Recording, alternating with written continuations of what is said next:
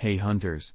Welcome back to another new fanfic, we the only cult on YouTube dedicated exclusively to Hunter x Hunter audiobooks. Today we've got a new fanfic. Hunter, manifest an anime ultimate skill every week. Like usual, check out the author and the original work in the description. And show them some love. Also check the community tab. We're not bots endlessly begging for subs. We actually post stuff there, so yay. If you like the audiobooks, a like on the vid would help.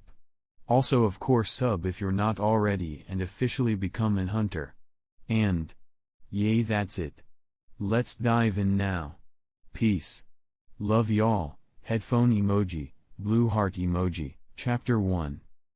With a sharp flash of light, the vertically placed log split neatly in half from the axe. Finally done splitting.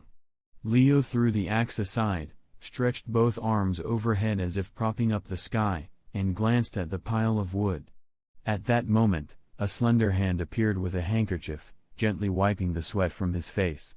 No sooner had he finished than Leo grabbed the hand and softly kissed the fingers. What if someone sees us in broad daylight? The voice came from a short-haired girl with soft orange curls and a shy, gentle face. She looked embarrassed, but pleased, as Leo leaned in to whisper in her ear, "You mean we should wait till night, Mito?" Mito shot him a coy look, hummed softly, then blushed as she hurried back to their house. Leo watched her go and smiled to himself. It's great to have such a gentle, beautiful girlfriend. But man, I've been in this world a whole year without realizing it. A year ago, Leo inexplicably traveled to this world. For a while, he didn't know where he was.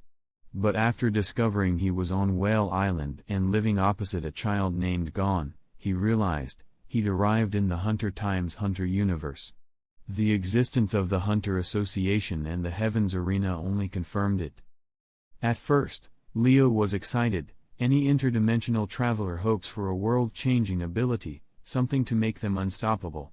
He even had one, his golden finger system, but it wouldn't activate until after a full year. In that time, Leo thought about leaving Whale Island to learn Nen. But this world's dangerous, deadly wildlife, rogue Nen users. So he stayed. A bit of patience now meant survival and a better payoff later. Using his charm, and let's be honest, his looks, Leo even won over Gon's aunt, Mito. She's gentle, considerate, kind, beautiful. Basically the perfect wife and mom type. Leo glanced up at a barely visible virtual timer floating above him. 0 days, 13 hours, 24 minutes, 52 seconds. Only 13.5 hours until his system finally activated. Excited or nervous? A bit of both. So he kept chopping wood. Suddenly, there was a commotion ahead on the road. A kid with spiky hair, Gon, dragged a giant 3-meter fish toward them, beaming. Hearing the noise, Mito came out. Her smile froze. Leo placed a comforting hand on her shoulder. Mito sighed. Gon stopped in front of them, his trophy fish, and glared at Leo. In Gon's mind, Leo's a homewrecker, how dare this outsider swoop in and steal his aunt? But he didn't forget his business. "Aunt Mito," Gon said pleadingly, "I caught the swamp rain spirit, so keep your promise. Let me take the hunter exam."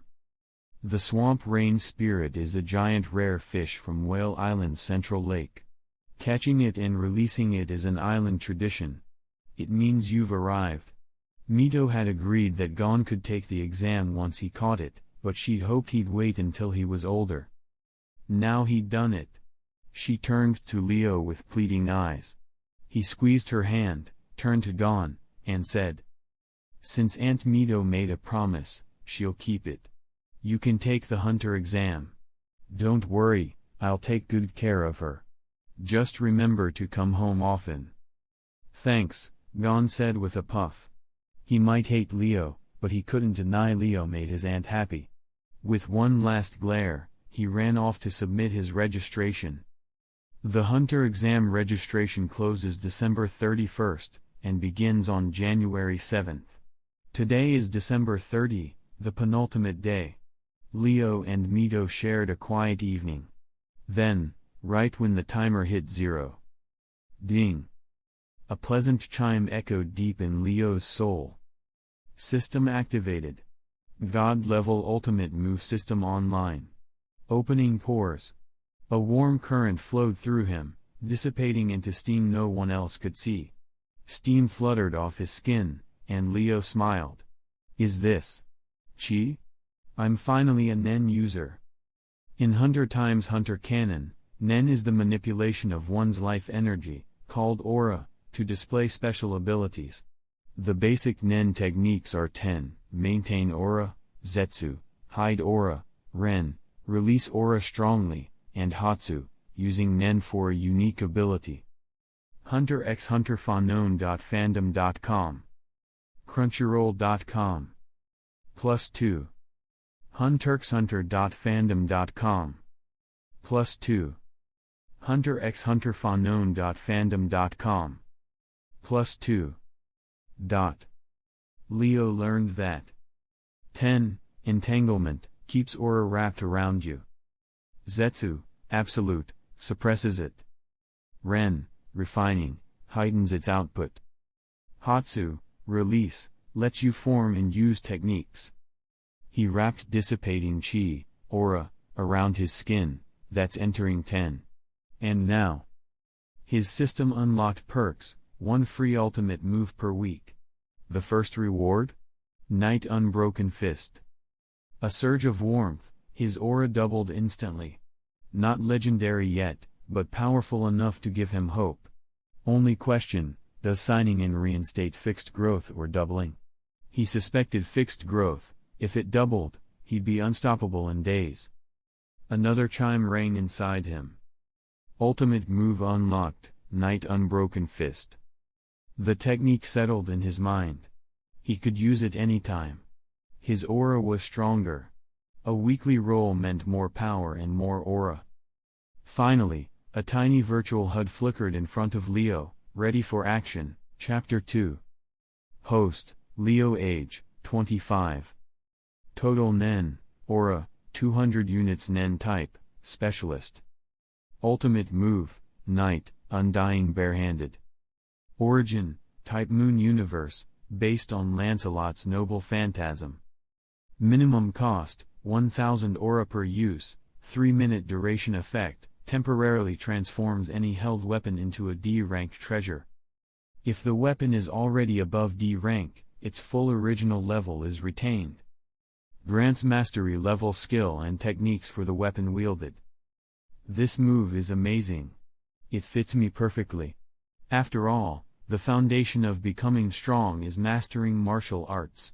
If you don't have solid basics, even the most powerful move is useless, you'll be dead before it lands. Leo knew he was an ordinary guy. Even if he started now, it would take decades to reach mastery the normal way. But with Night, undying barehanded, he became a martial arts master instantly. He might not surpass Netero, but in terms of technique, fewer than 10 people in the world could outmatch him.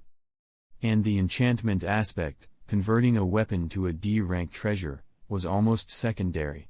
Sure, a D-rank treasure packs the force of a grenade, but compared to Grandmaster level technique, no contest. Leo scanned his status panel and nodded. Specialist type, makes sense.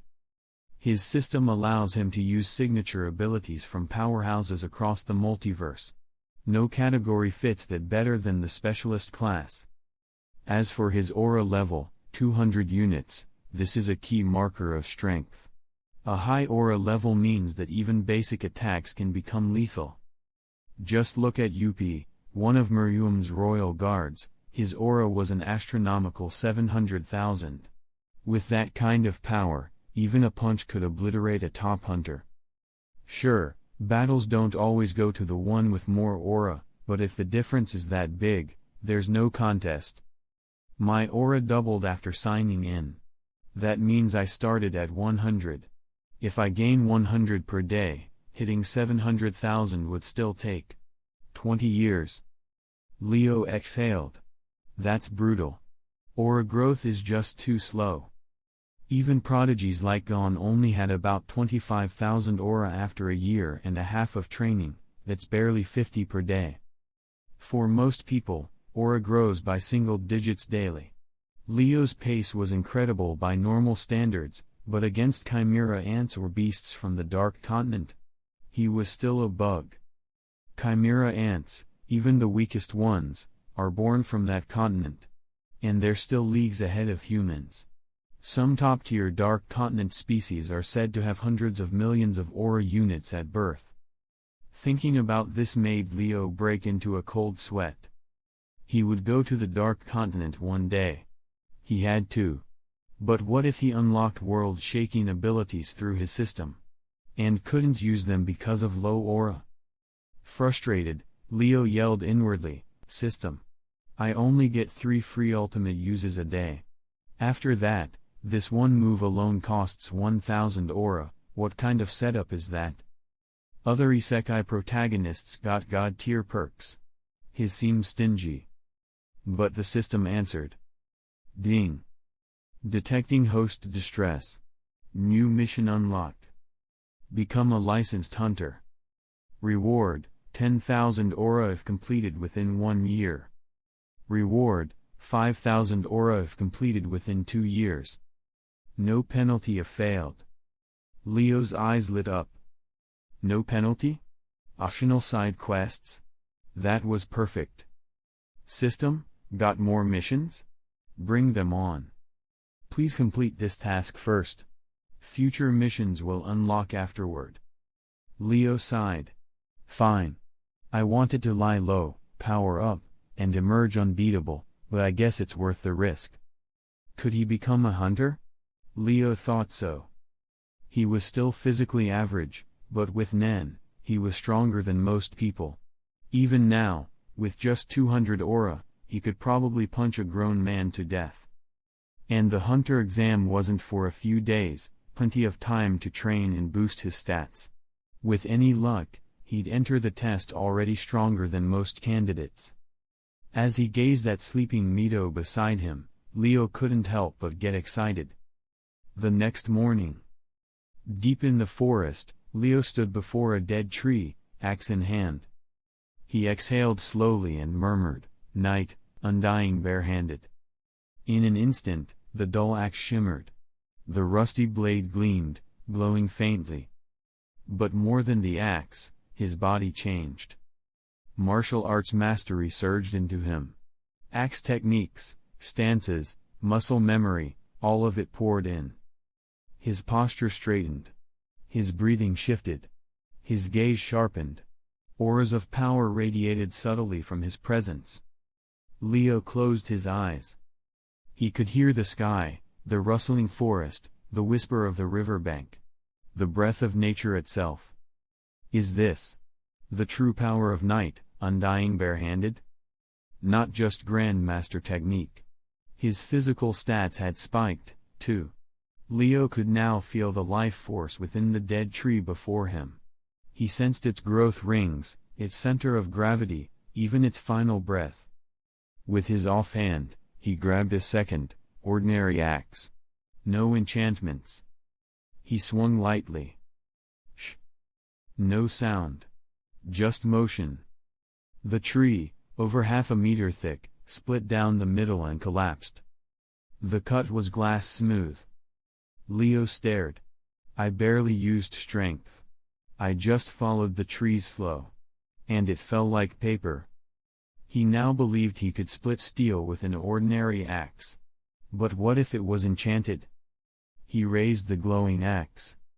Boom. A blast shook the forest. Birds scattered. Leaves flew. When the dust settled, a crater several meters wide had replaced the tree. The tree itself?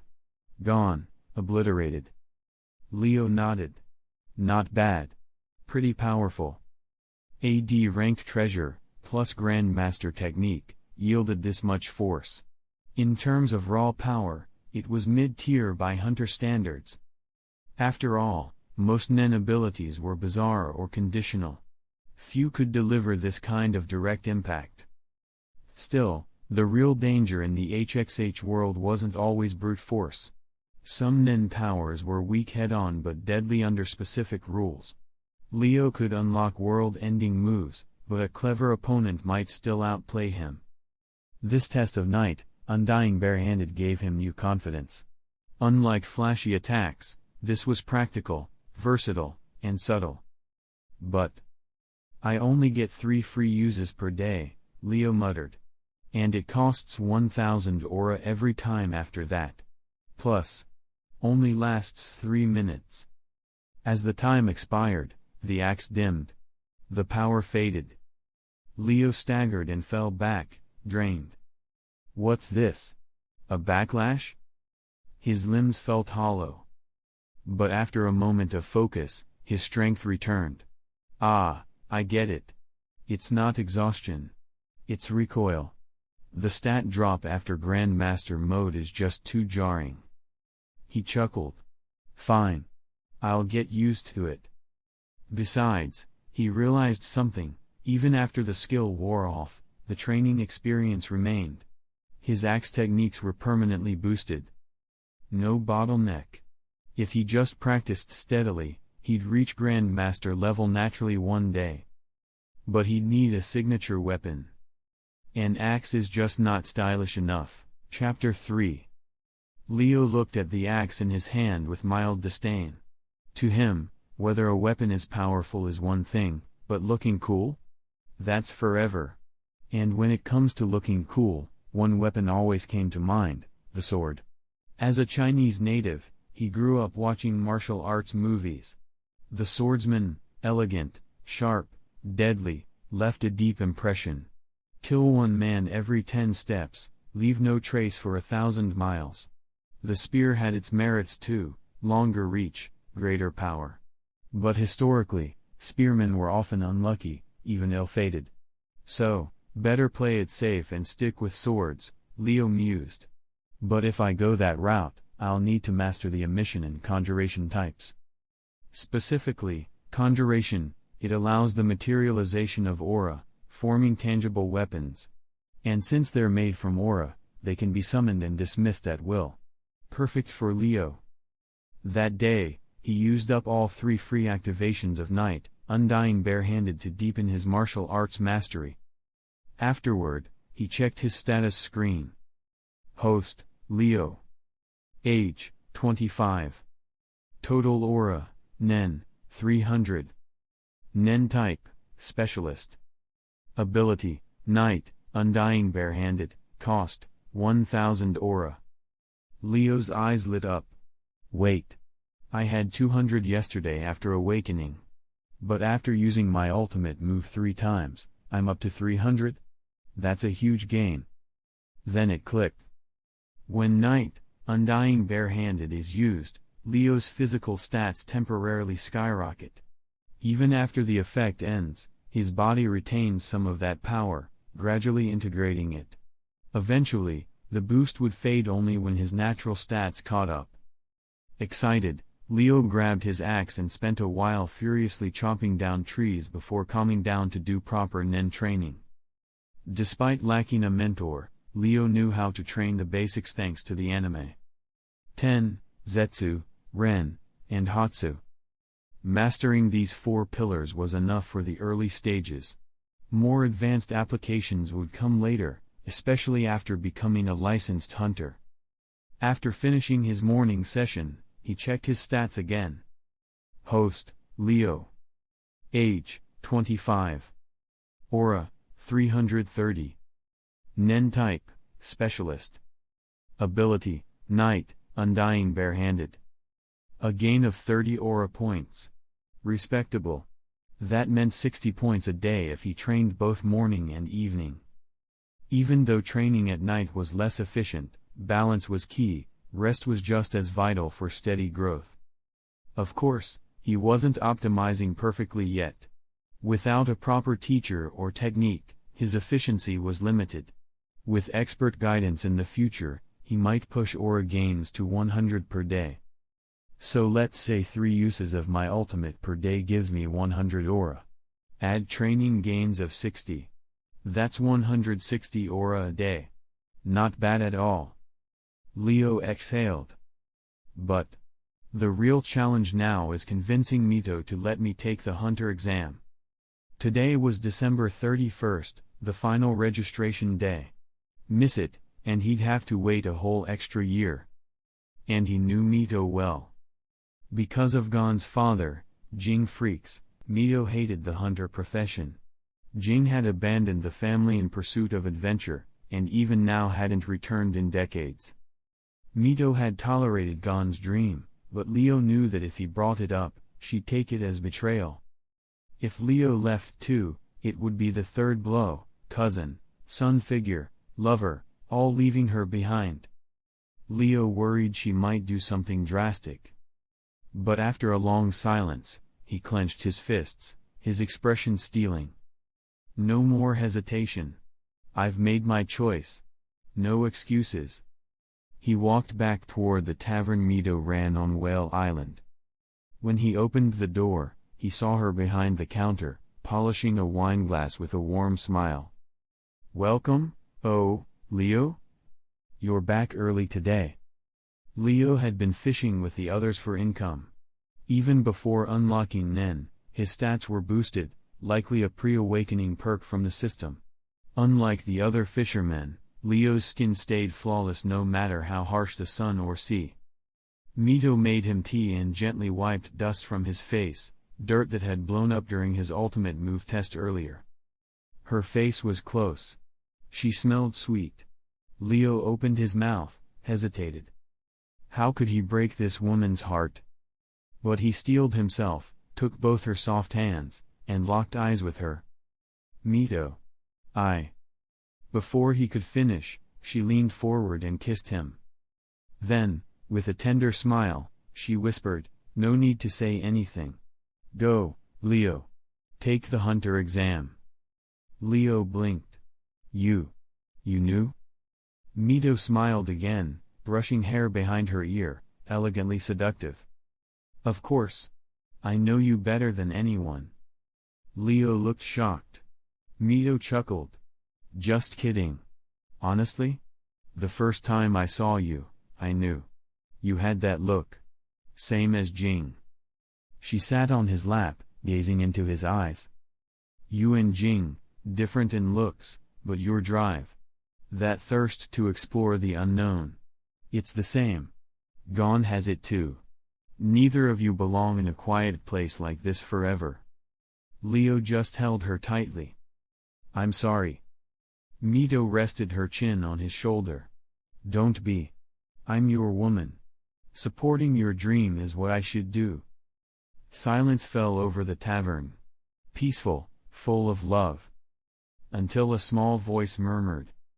"The door's still open, you know." He got it. That evening, Gon came home from the forest, covered in mud, only to find Mito feeding Leo orange slices from her lap.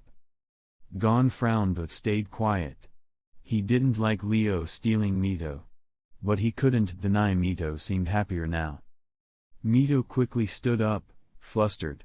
"Gon. You're filthy again. Go wash up." "Okay." Gon shrank under her scolding and ran to the bath. Later, when dinner was served and Gon sat smiling at the table, Mito sighed deeply.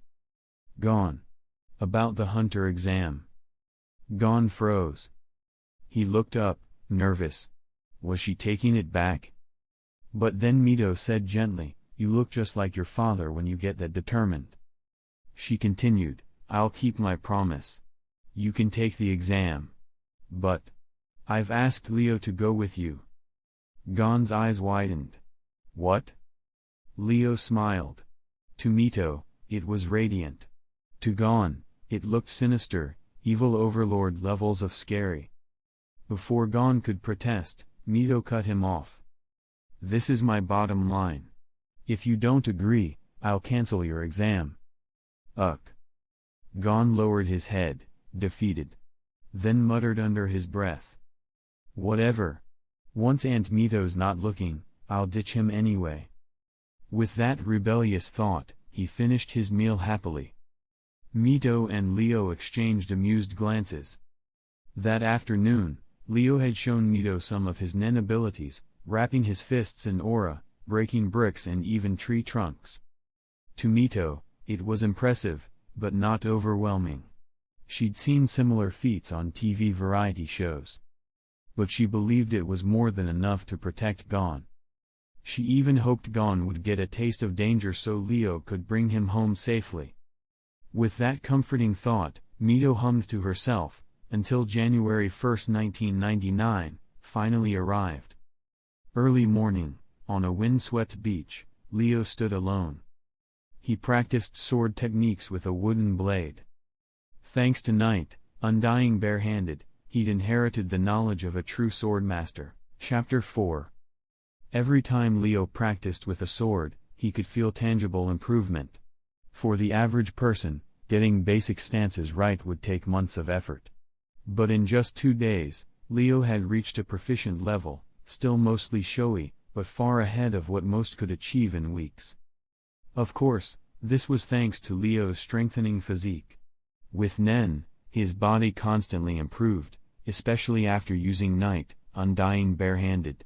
Not only did his aura increase, but his physical capabilities soared. This rapid progress was the foundation that made his sword training possible. An ordinary person would collapse from exhaustion doing what Leo managed easily. After practice, Leo exhaled, wiped his forehead, and took a folded letter from his pocket.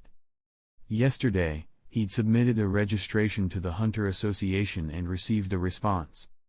The note contained the exam's time and location. Attention, Hunter exam applicants, below is a brief overview of test details. All examinees must locate the testing venue using minimal clues. This is the first screening test. Date, January 7, 1999. Location, Akilaka Continent, Ancient Ganyu Kingdom, Dole Port, Saba City. Short and cryptic. Leo had checked the geography. Dole Port, in the ancient Ganyu Kingdom on the Akilaka Continent, lay just west of Whale Island. Coincidentally, a ship would depart from Whale Island to Dole Port on January 4. This was unusual. Normally, no such direct route existed, proof the Hunter Association had altered the schedule to accommodate examinees from Whale Island.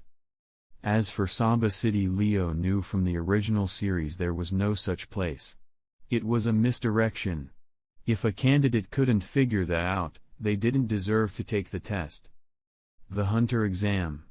Finally, I'm taking my first real step into this world. Leo smiled brightly. Adventure stirred in his blood. Every man, deep down, carries the desire to explore.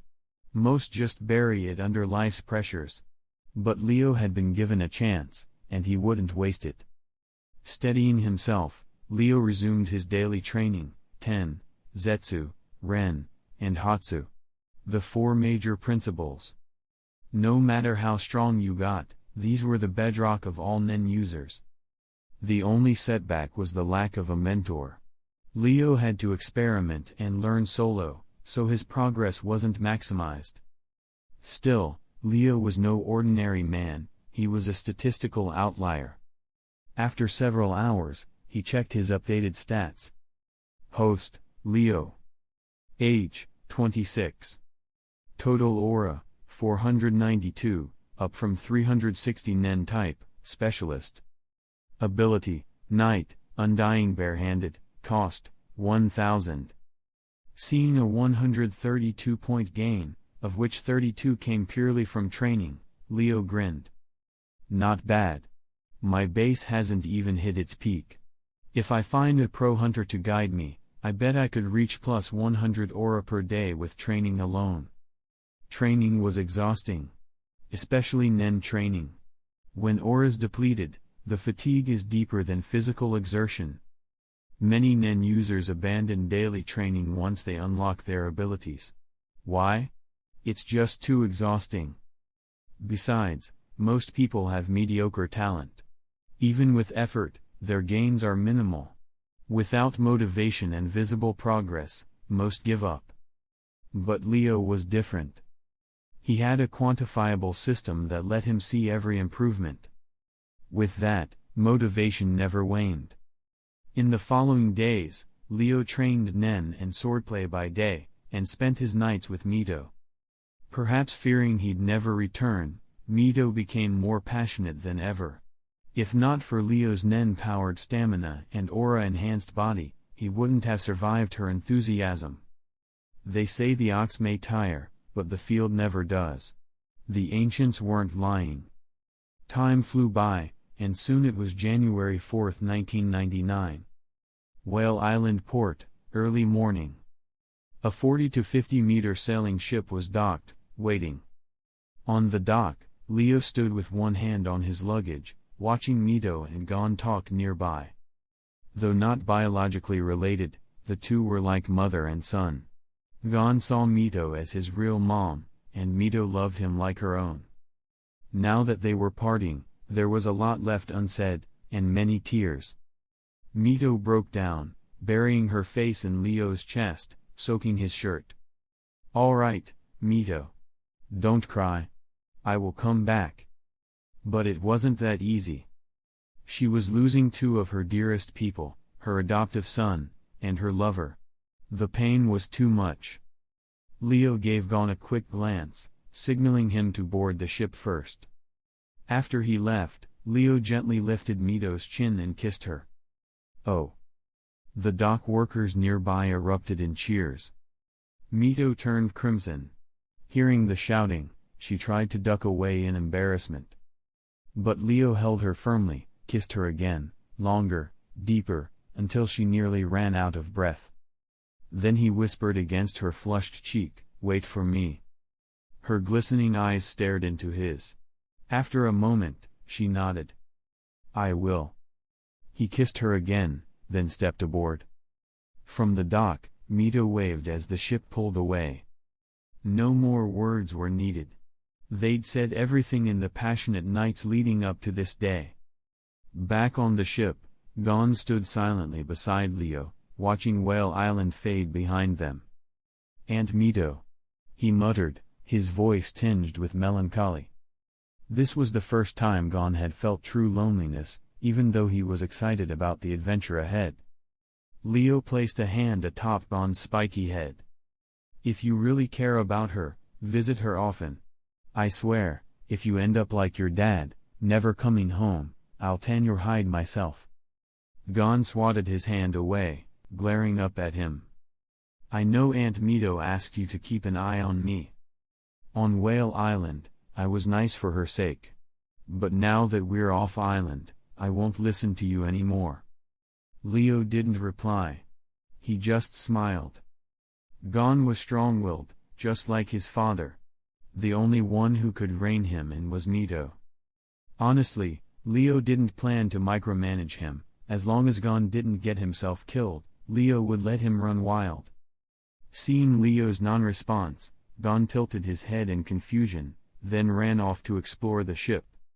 Leo ignored him, found a quiet spot on the deck, and checked his updated stats. Host, Leo.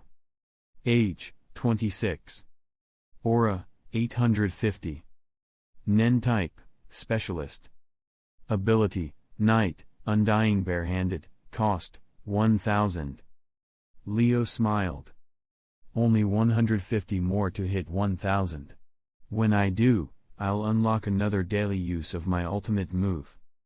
He hadn't trained yet today, and still had 3 free activations. Plenty of time to break that milestone. He picked up his wooden sword and resumed training. Why not use a real sword? Because Whale Island was tiny. No one sold real swords. Even in bigger cities, sword shops were rare. And forging one? Impossible. Island blacksmiths made hoes, not katanas. As Leo practiced on the deck, other hunter candidates aboard began to notice. Thanks to recent experience boosts, Leo's swordplay now looked polished, refined. To weaker candidates, he looked formidable. Others smirked. A scoffing voice came from a man in his 30s. "Kid, Put that stick down. You've got decent form, but without a real sword, no one's scared. To them, Leo was showing off, hoping to intimidate the competition. In every hunter exam, some tried to flex early to scare rivals. It worked. If you were strong. If not, you got beat up. Leo's swordplay was good. Not top tier, but impressive enough to impress rookies, if not veterans. He ignored the mockery. Then, he activated Night, Undying barehanded. Boom. A wave of pressure swept the deck. The air thickened. The ship fell silent. Everyone turned toward Leo, who hadn't even paused his kata. But the aura, his presence, was overwhelming. He seemed to radiate a deathly aura, like a god of war. It wasn't just Nen, it was mastery. A perfect fusion of aura and killing intent. And everyone felt it in their bones. Chapter 5. Just like how ordinary people react to facing a tiger or lion, most instinctively feel fear. The aura of a grandmaster has a similar effect. A typical grandmaster's presence inspires a sense of pressure, and awe akin to standing before a towering mountain. But when that aura is merged with Nen, it transforms entirely. The malice inherent in raw Nen alone can make an average person tremble. Combine that with grandmaster level presence, and it evokes a fear akin to witnessing death itself descend. On board the ship, the only one unaffected was gone. Leo had no intention of targeting him, after all, he was one of his own. Feeling the paralyzing dread sweep over the other passengers, Leo smirked slightly and retracted his Nen. Everyone gasped in relief. But their eyes, still wide with fear, never left him. Terrifying. Who is he? Don't mess with him. Piss him off and you're dead. That unspoken consensus formed across the crowd. And it was exactly what Leo wanted. Every year, tens of thousands enter the hunter exam. It's not uncommon for participants to kill each other just to secure a spot. The moment you show weakness, you're a target. That's why Leo made his move. It wasn't vanity, it was survival. Better to establish dominance early and train in peace for the days ahead. Meanwhile, Gon watched, puzzled. Why were they fine before, but now they look so sick? Is it seasickness? Elsewhere on the boat, a blond boy and a man in sunglasses, Kurapika and Leorio, kept their distance from Leo. They, too, had felt that deathly pressure and silently vowed to avoid him. What a terrifying guy to have among this year's applicants.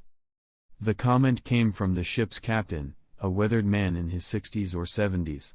He took a long drag on his cigarette, then exhaled slowly. But I didn't sense real bloodlust.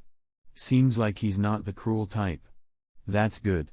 If someone like that were evil, it'd be a nightmare. He looked up at the clear sky and nodded. The storm's coming. Sure enough, Gon ran up and said, "A storm's about to hit. You should go inside and take cover." Leo glanced at the cloudless sky, smiled, and nodded. "Thanks for the warning." He reached out to pat Gon's head, but Gon dodged and stuck out his tongue. "Humph. I only told you so Aunt Mito wouldn't cry if you died." Then he hopped off to explore again. Leo chuckled. That kid's really not honest.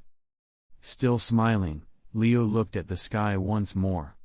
Though it seemed peaceful, he trusted Gon's instincts. After a year together, Leo understood just how in tune Gon was with nature. Whether it was predicting weather, reading animal behavior, or navigating wilderness, Gon was a natural-born adventurer. If he said a storm was coming, it was coming. Leo headed to the ship's cabin. As soon as he entered, everyone instinctively stepped aside. It was as if a plague had entered. Leo nodded inwardly. Perfect. Now I'll have peace for the next 2 days. He claimed the best bed in the cabin. The man who had occupied it, a burly brute with muscles like a grizzly bear, didn't even protest. He quietly slinked away. Gon blinked. Weird. Why's everyone so nice to Leo? The others nearly laughed. Wow, even the kids playing dumb. They're definitely in on it together. They assumed Gon was faking innocence. After all, he and Leo clearly knew each other well. Still, thanks to Leo's reputation, even Gon was left alone and found a nice bed for himself. Leo ignored the murmurs and began practicing the 4 principles of Nen. Unlike the inner energy in martial arts fiction, Nen doesn't carry risks like chi deviation. It can be trained anywhere, even if interrupted, it poses no danger. But as the storm intensified and the ship's rocking worsened, Leo stopped training. The swaying became too violent. Anyone not bracing themselves would be flung around like rag dolls. Some were lucky and only ended up bruised. Others hit sharp objects and bled. Many vomited from the motion, filling the cabin with a nauseating stench. But Leo, thanks to his enhanced body and aura, sat unmoved. He was used to this. A year ago, he worked on a fishing boat even without Nen. Back then, he endured storms with nothing but grit. Gon, meanwhile, was having the time of his life. For him, the swaying deck was like a playground ride. While others groaned and puked, Gon giggled. In the distance, Leo spotted the blond boy and suited man again, Kurapika and Leorio. Despite the chaos, they remained composed, anchored firmly to their positions. Kurapika, Leorio. Leo smiled but didn't approach. If fate had plans, they'd meet. If not, there was no point in forcing it. The storm lasted all night. When the sky finally cleared, and sunlight returned, everyone sighed in relief. And then, more vomiting. Leo wrinkled his nose and went up to the deck with his wooden sword. Time for training. This guy really is a monster, the old captain muttered, watching Leo from the bridge. He was no ordinary sailor, he was part of the Hunter exams administration. He could see Leo's aura, and it was monstrous. It wasn't just the quantity, it was sharp and dangerous, like a blade forged to kill. Then, in the next instant, Leo's aura faded completely. What was once overwhelming now seemed like an amateur's. Like a rusty toy sword. The transition was so flawless, the captain blinked. Unbelievable. That control, being able to suppress your aura so completely, it's almost inhuman. Only a handful of Nen users in the world could pull that off. He sighed in admiration and walked off to patrol the ship. Leo, of course, had no idea what the captain thought. If he did, he'd probably laugh. Because Leo's understanding of Nen wasn't anywhere close to a master's yet. Later that day, after using all 3 of his free night, undying barehanded activations, Leo checked his status screen. Host, Leo. Age, 26. Total aura, 1173. Nen type, Specialist. Ability, Night, Undying Barehanded, cost, 1000. Leo's eyes sparkled. Yes. Finally broke 1000. That means I can use the move 4 times a day now. Each activation lasted 3 minutes. And during those 3 minutes, Leo's martial prowess hit Grandmaster level.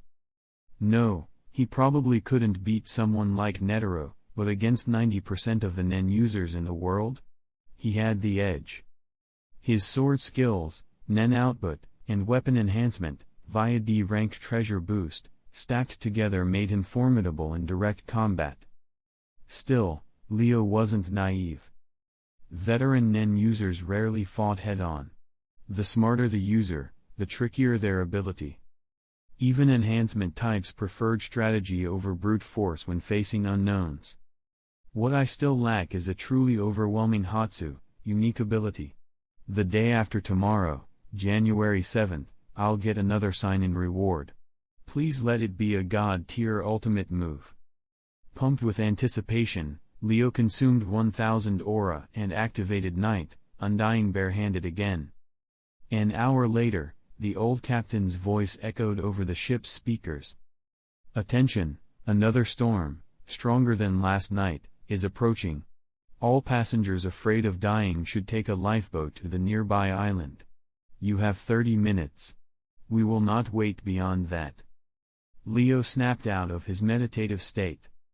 He looked at the cloudless sky and deep blue sea, then sighed.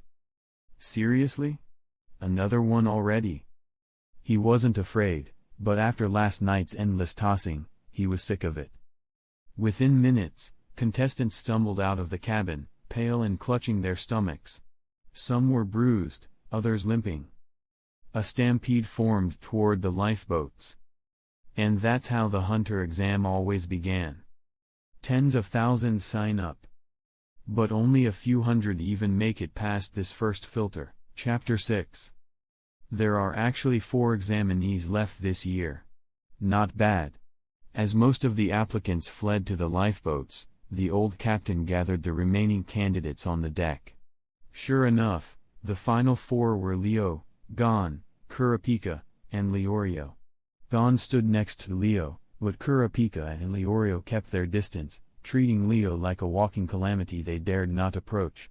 The old captain took a long drag from his cigarette and exhaled slowly. "No need for small talk. I'll introduce myself. I'm this year's preliminary examiner. My job is to screen candidates before they reach the official Hunter exam venue. Those who left the ship earlier have forfeited their qualification. Even if they make it to the test site, they'll be considered ineligible.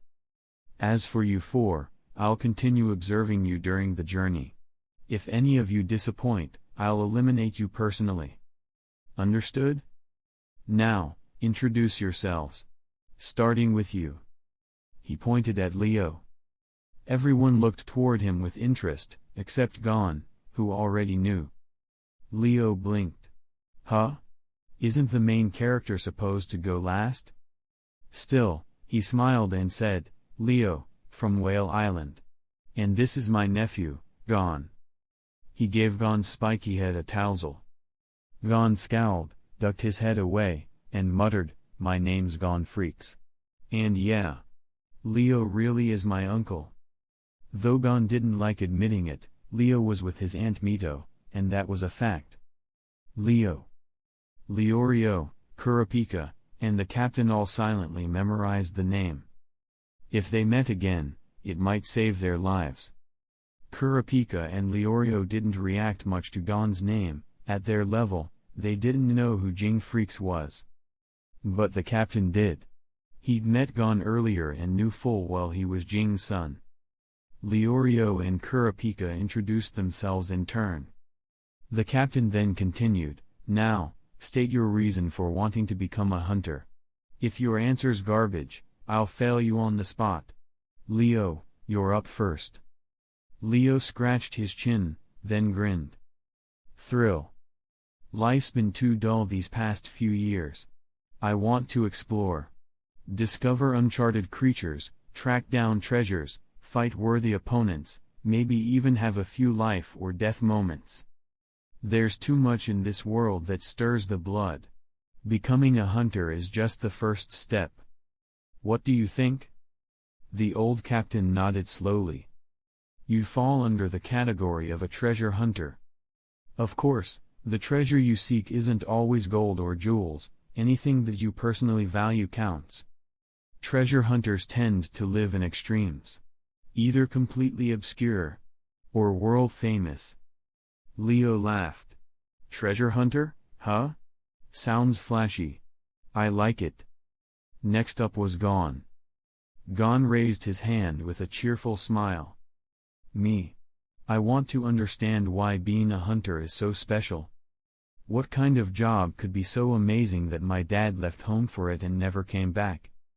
If I don't become a hunter myself, I'll never understand." "Wait, his father is a professional hunter?" Leorio and Kurapika looked stunned. But thinking about Leo's strength, it made sense. The captain smiled fondly. "I believe you'll find your answer.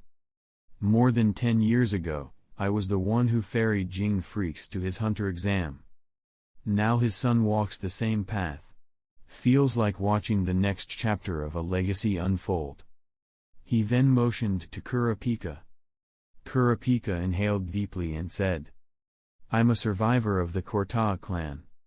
To avenge my people and hunt down the phantom troop that massacred them 4 years ago, I must become a hunter. The captain's eyes narrowed.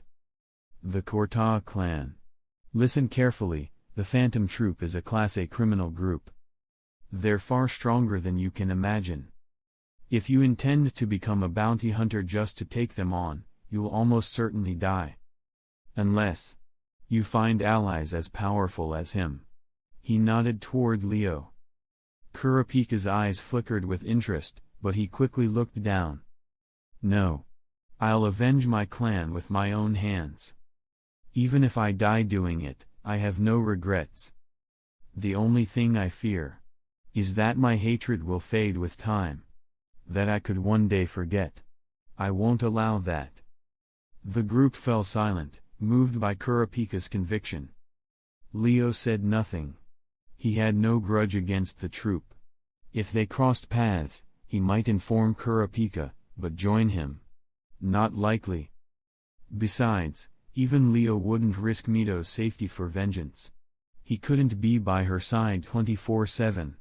And he had no interest in becoming a wanted man. Of course, if an opportunity arose to wipe them out in one sweep, Leo wouldn't mind moonlighting as a bounty hunter.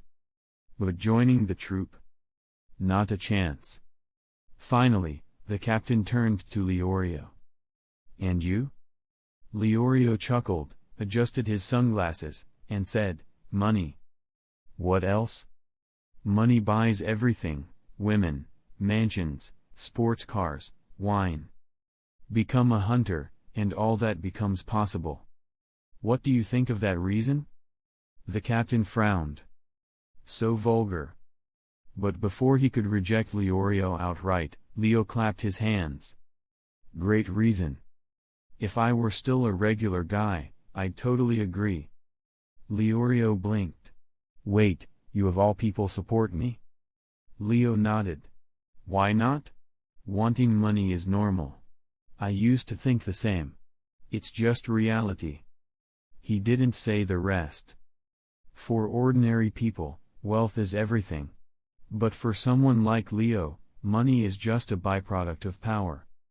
What he sought was strength, adventure, and the thrill of discovery. Wealth was a side effect, not a goal. Kurapika, however, frowned. His fear of Leo faded slightly, replaced by quiet disdain. So even he values money? Disappointing. It cheapens the whole hunter profession. He kept his expression neutral. With Leo present, he wasn't foolish enough to start a fight. The captain felt the same. He'd planned to disqualify Leorio, but out of respect for Leo, he held back. All right. I understand your motivations. You've passed. For now. But I'll be scoring you silently throughout this voyage. If I see anything that suggests you're unworthy, you'll be disqualified immediately. Dismissed. As the captain walked away, the four looked at each other. Leorio laughed and said, Leo, I gotta admit, I like you. I thought you were some cold, arrogant elite, but you're pretty chill. Leo chuckled and rubbed Gon's spiky head again. I just don't talk much to strangers. Right, Gon? Gon tried to duck away, but Leo's hand stuck. Humph. I still don't want to admit it, but Leo is a good guy. Otherwise, and Mito wouldn't like him. Hearing that made Kurapika and Leorio relax. They'd been shaken by Leo's earlier display, but now, he seemed more human. Since they all had some idea of each other now, and this was their first hunter exam, the four started chatting. As they spoke, the sea darkened. Waves churned. Lightning split the sky. Another storm, stronger than the last, was coming. They hurried below deck. Back inside, seated on the cabin floor, Leo turned to Leorio. Leorio, I wasn't finished earlier. Kurapika's expression sharpened. Leo continued, "It's fine to pursue money. For ordinary people. But for a hunter, wealth is the least useful thing." Kurapika couldn't help adding, "Exactly. Hunters who chase only wealth degrade the entire profession." Leorio, you. Shut up. Chapter 7. Leorio glared at Kurapika, scowling, and roared. "What makes you worthy to judge me? I like money, that's my business. If you don't like it, zip it." Ha! He sneered with satisfaction before adding, "I get it now why your Kurta clan vanished. If they all gossip like you, well, no wonder they died out." That cut deeply. Kurapika's face went stone cold. "If you dare say that again, Leorio." "Hey, hush." Leorio whistled and laughed. "You told me to say it, now you can't handle it." No contest, Leorio took the verbal upper hand. Kurapika had grown sheltered in his tribe, while Leorio had scraped by in the wider world. In a war of words, the societal fighter won. Tch. Kurapika looked as if he wanted to punch Leorio, and it amused Leo and Gon, who sat nearby, observing the brawl with fascination. Watching drama unfold is always more entertaining. Besides, they weren't friends with Leorio or Kurapika, so why intervene? Leo smiled approvingly at Gon. "Good job not jumping in. Knowing when to stay out is vital if you want to survive." Gon flashed a sly look. Aunt Mito said the same, "Don't step in unless it's really necessary." "Oh?" Leo laughed. "I thought she'd tell you to obey me in everything." Gon shrugged. "She did mention that, but I'm not planning on listening." Stubborn kid, but Leo found it endearing, and patted Gon's spiky head. Gon awkwardly pushed his hand away. Soon, Leorio and Kurapika fell silent, like sulking children. The ship roared with thunder. Lightning flashed outside. An urgent voice echoed from the loudspeaker. "Hey, you four! Stop hiding below. We need help up here. The ship's breaking apart." Instantly, Gon, Leorio, Kurapika, and Leo rushed to the deck.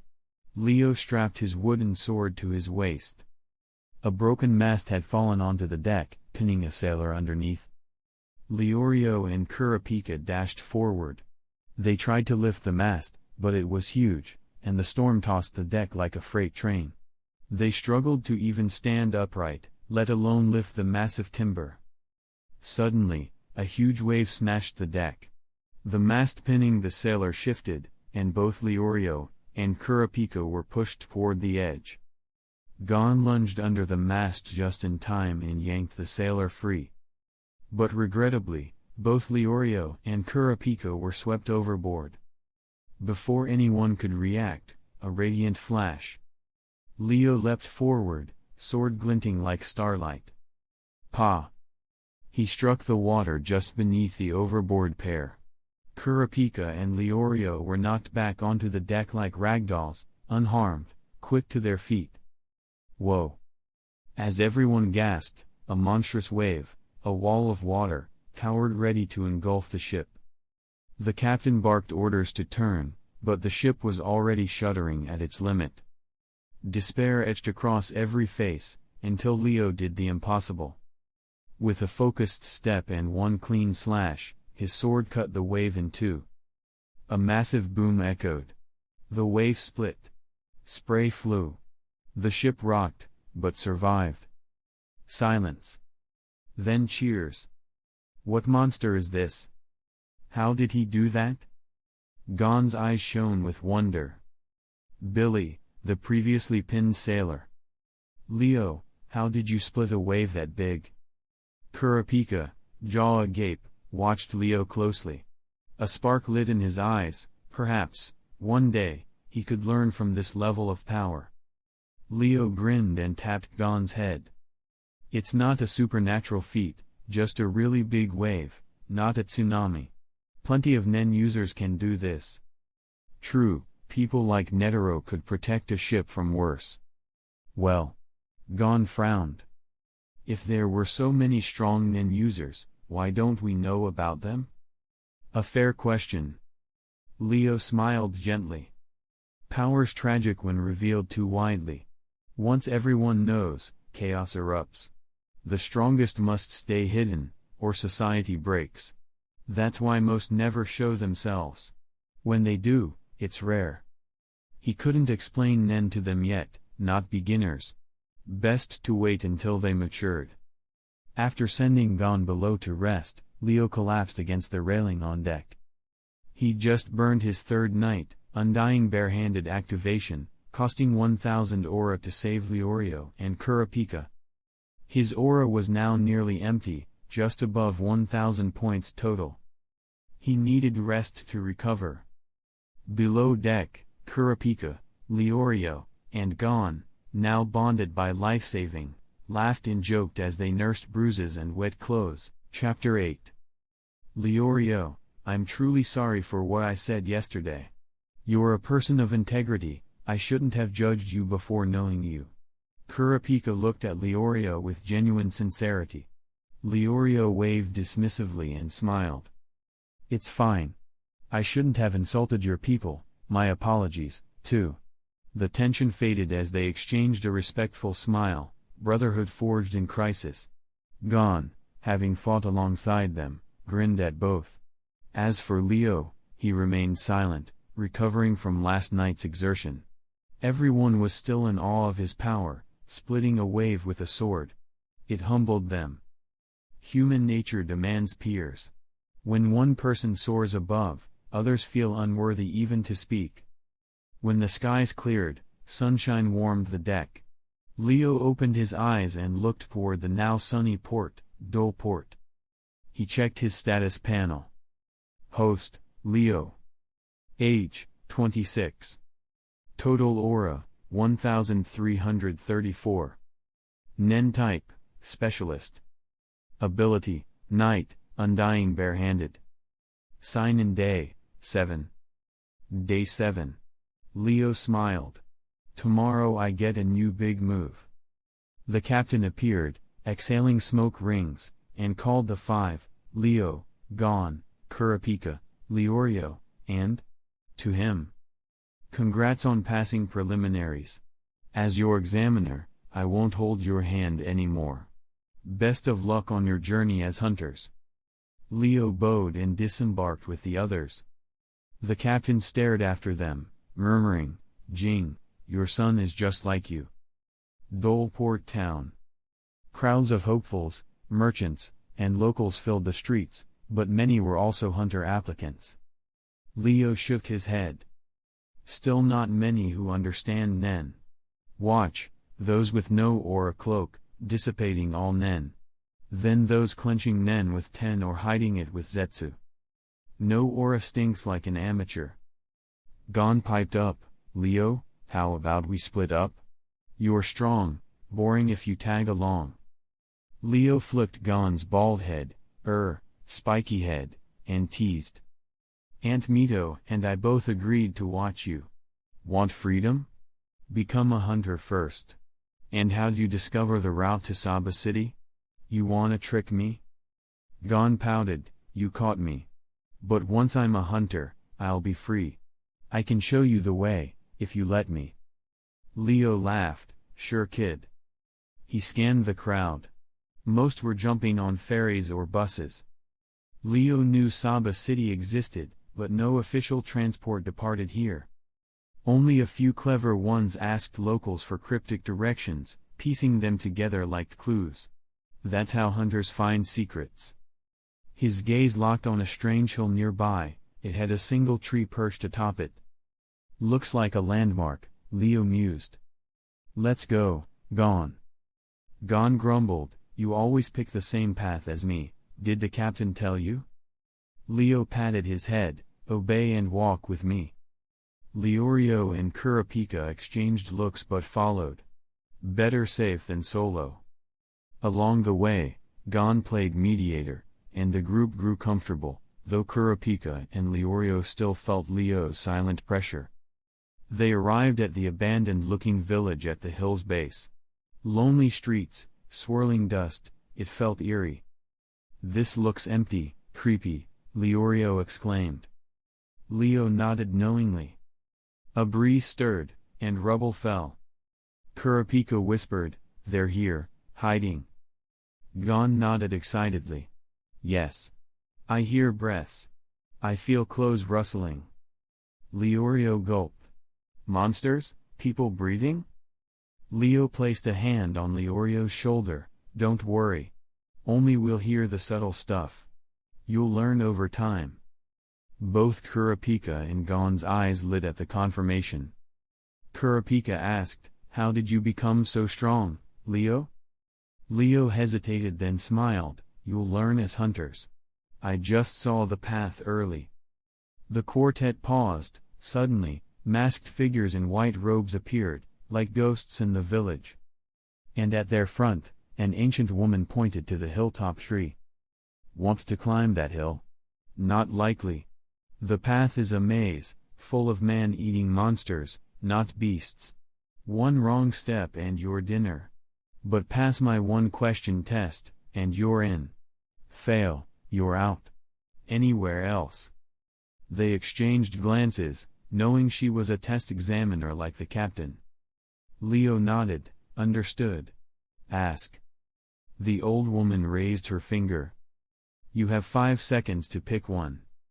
Save your mother. Save your lover. Pick one. Only A or B allowed."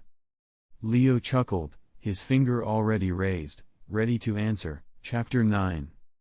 Kurapika, Leorio, and Gon all looked unsettled by the old woman's question. They thought, if someone forces you to choose between saving your mother or your lover, you want to save both. Especially if the other is a criminal, of course save your mother. But what about the lover? Just as they hesitated, Leo calmly raised 2 fingers and declared, "I choose to save my lover. Actually, to be precise, my wife." "Wait, what?" The trio stared at him, stunned. The old woman's eyes were unreadable. She finally asked, "Why?" Leo shrugged casually. "Well, I have no relatives in this world except my beloved wife. My parents aren't even here." He added silently in his mind. "In my original world, I grew up in Starting Point Orphanage before traveling here." Leo grinned. "So, my mother's already passed on? I can't save her.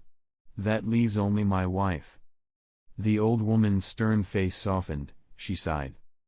"You win. That's the first time I've heard such a bizarre yet unrefutable answer." Leo smirked, "Thanks for the free point." She moved on to the others.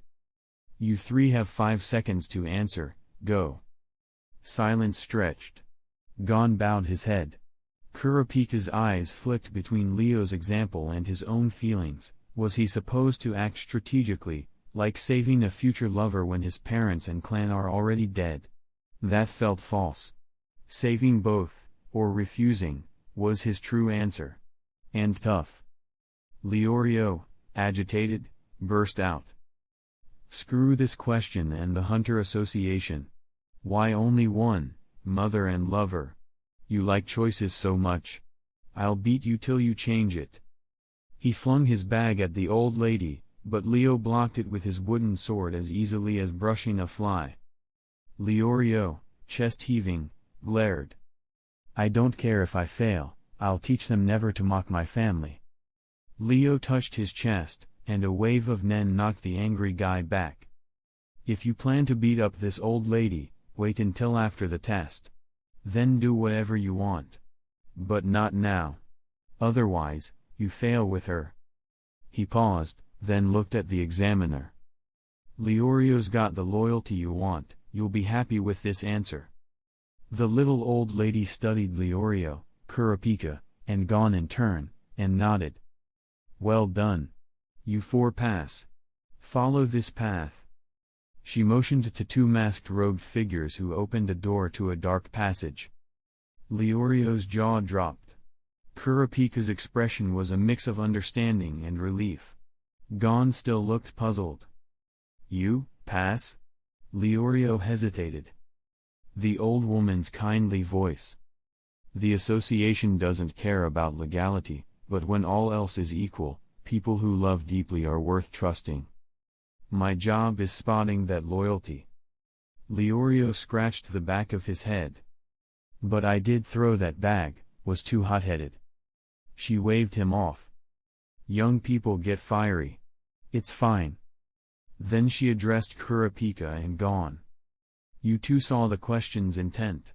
Silence is acceptable, it means you cared. Clever ones will know when to remain silent.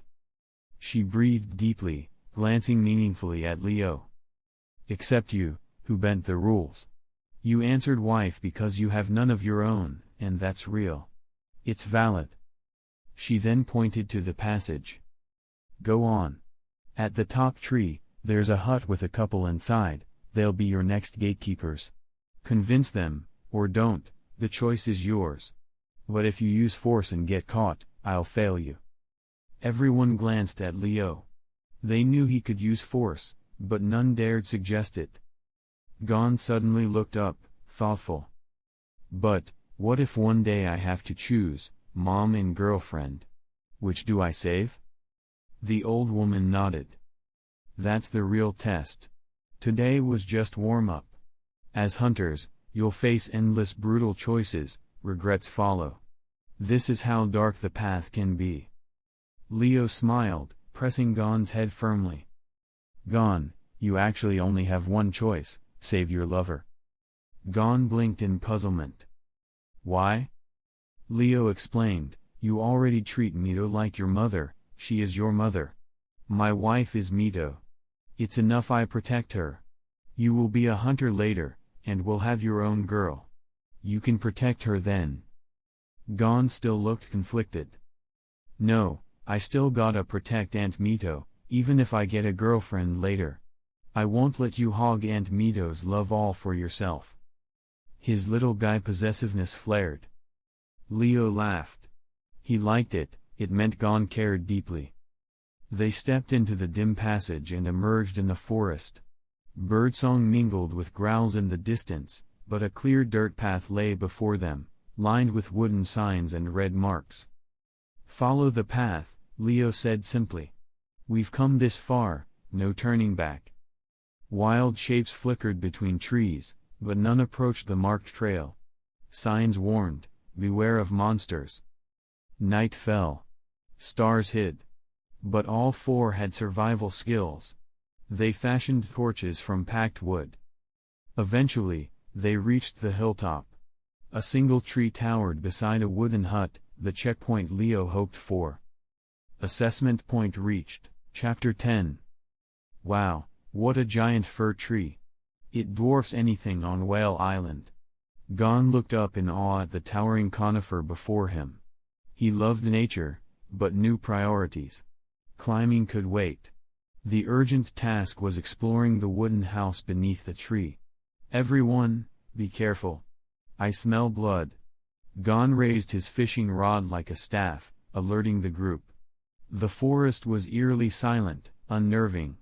As the strongest among them, Leo led the way, pushing open the cabin door. Roar, roar, roar. A beast's feral howl echoed inside. A large, 2-meter-tall fox-like monster blocked the entrance, clutching a young woman marked with ritual face paint. A bloodied man lay at its feet. Save, my wife. The man gasped. Leorio and Kurapika immediately drew their weapons. The fox monster lunged at Leo with lightning speed, claws ready. But Leo was faster. In a flash, he pressed his wooden sword to the creature's throat, drawing a drop of blood, then stepped aside. The monster staggered past with its captive, fleeing. Gon, Kurapika, and Leorio stared, shocked Leo didn't stop it, despite easily striking it down. Leorio rushed to the injured man while Leo followed the fox monster's retreat path with measured calm. Inside the cabin, Leorio knelt beside the fallen man. Instead of dragging him, He carefully applied antiseptic and dressed wounds with bandages from his pack. Meanwhile, Leo leaned against the hut's doorframe, observing. My wife, my wife. The man groaned softly, clutching at consciousness. Fear and relief clouded his gaze. Leorio reassured him, don't worry. Your wife will be fine, my friends are chasing the beast now.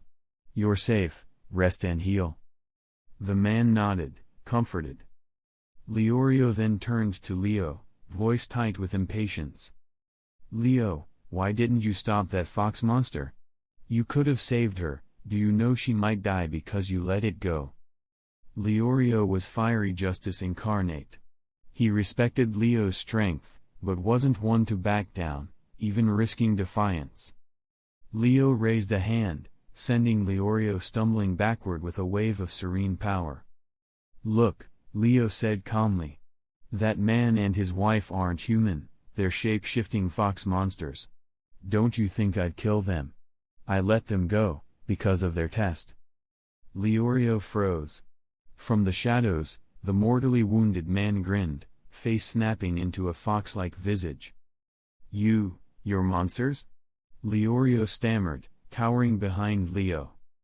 The foxman licked his lips. As the Hunter Association's examinees, it took you mere seconds to notice us. But how did you know? It's a secret, Leo replied with a wry smile. By channeling Nen through focused vision, concentration, Leo glimpsed their distinct auras, revealing their true form. This is a key basic skill in Nen combat, maintaining visibility on hidden threats. Despite being hunter examiners, the Fox clan couldn't use Nen reading. If they did, they'd accelerate far beyond human limits and risk going rogue. So they stayed ignorant. Leo also recognized them from lore, fox monsters used as gatekeepers. He demonstrated restraint, marking his power and insight for the association. Leorio blushed in embarrassment. I didn't even see it. I soothed and cared for them like fools. I feel like an idiot. The foxman transformed back, nodding gravely. Don't feel bad. Your kindness and medical aid were genuine. That's exactly what a good hunter, someone who protects others, should be. You passed. Leorio fell silent, humbled. Soon, Gon and Kurapika returned, followed by 3 fox monsters, 2 in beast form, 1 as the rescued woman. They ushered the group into the cabin and one in human guise spoke. Greetings. We're your final gatekeepers. Tonight's test measured your abilities. They addressed Leo first. Leo's aura still simmered beneath calm. He had spared their lives when he could have ended them, and that restraint spoke volumes. You spared us, Leo. A true hunter, your power and judgment surpass many. He then addressed others. Leorio, your bravery and care marked you a protector. Gon, your observation skills are rare, you recognized things ordinary people missed. Kurapika, you spotted hidden tattoos, your academic skill will be invaluable to any team. They nodded, pleased. The fox tester concluded. You all passed. Relief and excitement washed over the group. Leo asked pragmatically. How do we get to the main exam now? Is there time? The foxman assured him. Don't worry, this takes half an hour by our guide. The official hunter exam starts at 8 tomorrow. You have 1 night to rest, but once it begins, there's no time for sleep. Survive, and you advance. Kurapika and Leorio exchanged tense glances. Gon grinned, fired up. Leo drew a breath inward. Time to call in a sign-in, he whispered. A new ultimate today, hey hunters. Usual quick break time. Plus facts now. Did you know, Hisoka and Illumi's engagement was never fully canon? It was mentioned in a Hunterpedia segment, a parody add-on. Take that ship war how you will. Let's keep going. Chapter 11. Ding. At midnight on January 7, 1999, the familiar chime sounded deep within Leo's soul. Congratulations, host. 1 week sign-in complete. New ultimate move, Shinra Tensei. Warmth surged through Leo's body, and the method of using Shinra Tensei was instantly downloaded into his mind. He checked his status. Host Leo. Age 26. Total aura 1344 1544. Nen type specialist. Abilities Knight, Undying Barehanded, 1000, Shinra Tensei, 500. Shinra Tensei, from Naruto's Rinnegan, a radial repulsion technique. Costs 500 aura to repel all objects and attacks within a 10 radius. Consume additional aura to expand range and power, 5 and plus 50% per extra 500 aura. No upper limit. Leo's eyes shimmered. Shinra Tensei. This is insane. He remembered how the anime version had obliterated Konoha, but that had been limited by cooldown. His version? No cooldown, as long as he has aura. He also noticed a 200-point boost to his aura pool. This sign-in granted more than the usual plus 100. Next time should be plus 300. Predictable, but still awesome. Eager to test the new power, Leo quietly stepped out of the hut, leaving Gon and the others asleep inside. In the nearby clearing, he whispered firmly, Shinra Tensei. Rumble. A devastating shockwave detonated from Leo's position. Trees uprooted, boulders lifted and hurled, cratered earth spray dust into the sky. Nearby wildlife scattered. Reveling in the destruction, Leo exclaimed, "That's insane, 500 aura and a blast like this." Now equipped for both close quarters, night, and ranged, Shinra, combat, Leo realized he had no combat blind spots. He also noticed system optimization. Night now includes built-in master-level swordsmanship, and Shinra has no cooldown. The system was clearly supporting him. Alright. I'm rested. Time to bring the new move to Saba City. At dawn, the group was swiftly escorted to the real exam site, Saba City, by flying fox monsters, examiner-type creatures able to transform into humans. These foxes, descendants of Dark Continent beasts, can fly, transform, and run fast, very dangerous if they ever gained Nen reading. But the association kept them intentionally unreadable. Leo reflected, I'm still a long way from invincible. Step by step. Saba City was actually a small remote township custom wiped from any map. The foxes guided them to the tallest building. It looked grand but lonely. Gon beamed, wow. So high. Leorio and Kurapika nodded, impressed. This is it. They whispered, hundreds of global elites would gather here next. Gon hugged his backpack, whispering to Leo, Dad, I'll catch up. Leo smiled. Nearby, one fox in human form chuckled softly. He sensed the fox's amusement, and sure enough, the fox whispered. Mr. Leo, this place isn't the exam site. That shabby restaurant is. Leo raised an eyebrow, you're good at pranks. The fox laughed. I saw how Mr. Leorio comforted me last night. Same energy. Leo nodded. Soon, the fox cleared his throat and turned everyone's attention to a plain street-side restaurant behind them. Ahem, that's the official assessment point. I momentarily mixed it up. The group stared at Leo in confused anticipation as they prepared to enter the next phase of the Hunter exam. Chapter 12. Gon and the others followed the fierce fox's direction, a humble restaurant, nothing like the grandeur they expected. Gon crouched by the window, scanning inside, finding nothing remarkable. Leorio muttered in disbelief. No way. This is the Hunter Association, they control wealth and power. Yet this place is a dump. The fox chuckled. That's why you're not hunters yet. Real tests aren't flashy. Now, inside. Leo, Gon, and Kurapika entered, while Leorio lingered, still doubtful. Inside, the owner greeted them warmly. Welcome. What'll it be? The fox confidently ordered. 4 steak sets. The owner paused.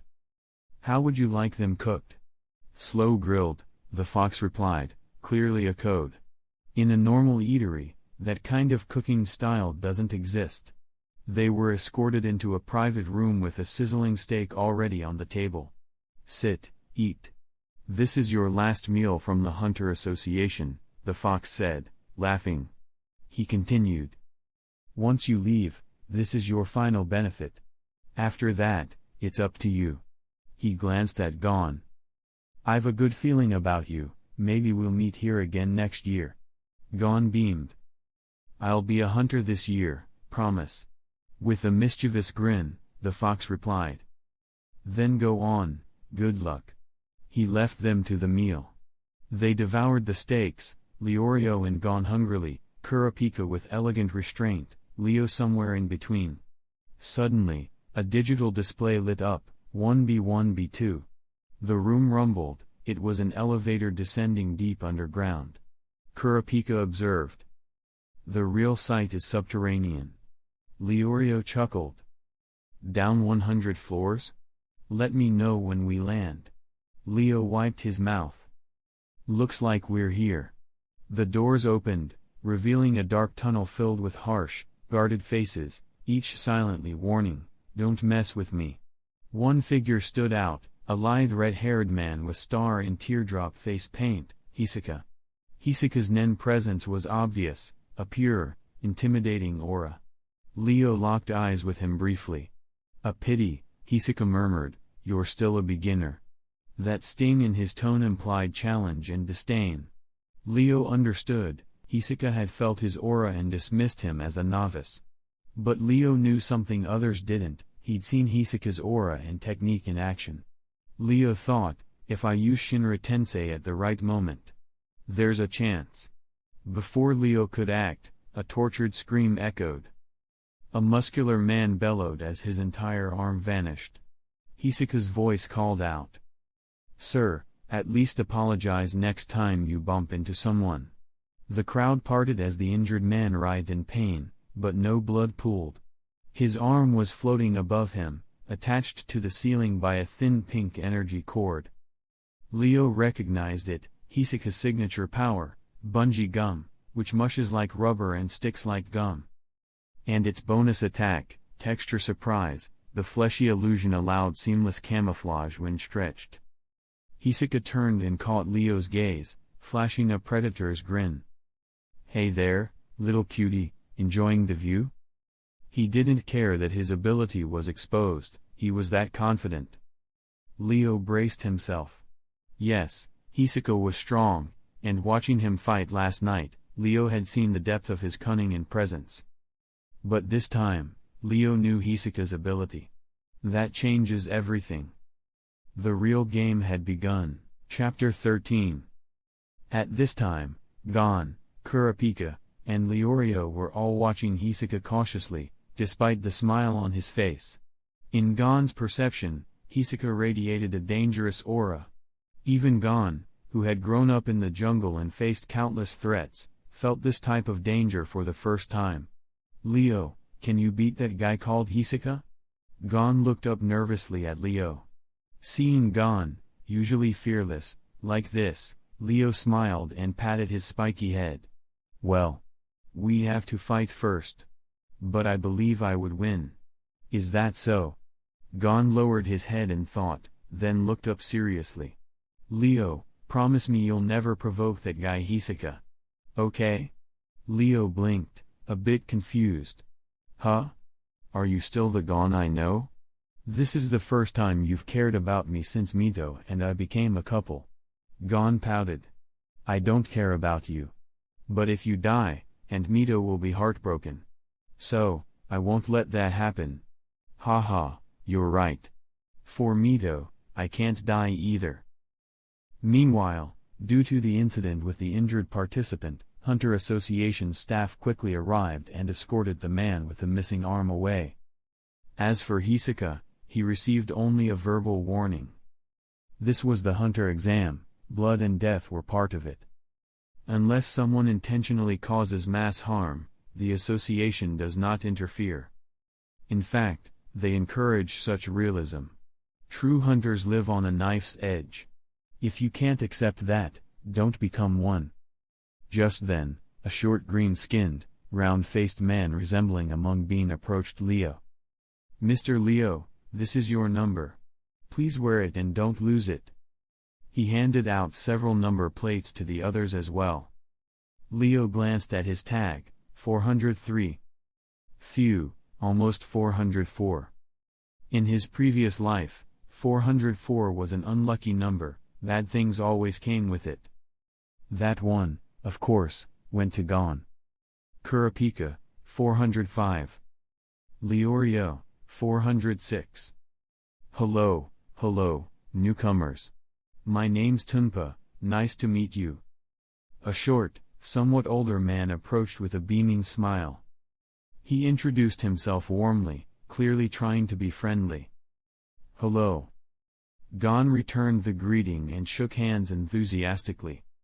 But Leo, Kurapika, and Leorio remained silent, watching Tunpa with reserved expressions. At this stage in the exam, a friendly attitude could mean hidden danger.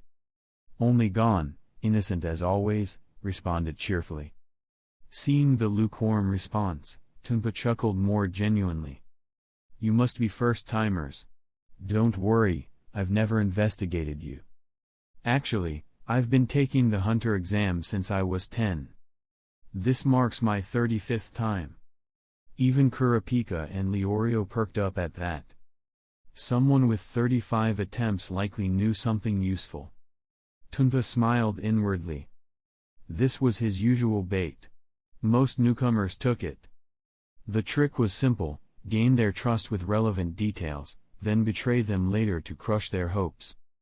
I'm not strong, but I know the exam better than anyone. If you've got questions, just ask me anything. Kurapika and Leorio exchanged awkward looks. 35 failures? Was that really something to be proud of? Jian, though, was amazed. Mr. Tunpa, you're incredible. If I failed for decades, I'd die of sadness. Tunpa's face twitched. Leo rubbed Jian's head, laughing. Sorry. It's sad, sure, but too funny not to laugh. Tunpa forced a smile, lowering his head. His eyes darkened. You little brat. And you, number 403. Just wait. I'll get you. Moments later, he lifted his head again, smile fully restored. It's fine. I'm used to the mockery. Anyway, let's move on. As a veteran, I'll give you some tips, so you don't provoke the wrong people. Everyone except Leo leaned in to listen. Leo already knew, only two real threats here, Hisaka and Illumi. Hisaka needed no explanation. Illumi, full name, Illumi Zoldyck, was the eldest son of the world's most feared assassin family. He could kill enemies stronger than himself through sheer technique and ruthlessness. Worse, Illumi wasn't just deadly in combat, he specialized in assassination. Leo knew, if Illumi ever targeted him, it had to end quickly, face to face. No sneaking, no second chances. I must kill Illumi outright if it comes to that, he thought. Meanwhile, Tunpa continued his info dump. Leo only half listened. Most of these examinees didn't even have nen, they were irrelevant. Only two others might be noteworthy. Killua Zoldyck, Illumi's younger brother, and one of the story's key players. Hanzo, a ninja with elite assassination skills. Still, I'm too weak. I can't afford to stay on guard constantly. If my martial arts, without knight's protection, reached master level, I wouldn't fear assassination. A master could sense movement like the autumn wind stirs before a cicada leaps. At that level, assassination is nearly impossible. Nin users could do similar, expand their aura using N to sense intrusions. Some, like Neferpito, could detect presence across kilometers. In the end, I'm still too weak, Leo thought. Tunpa's lecture dragged on. Eventually, he paused and offered drinks. Phew.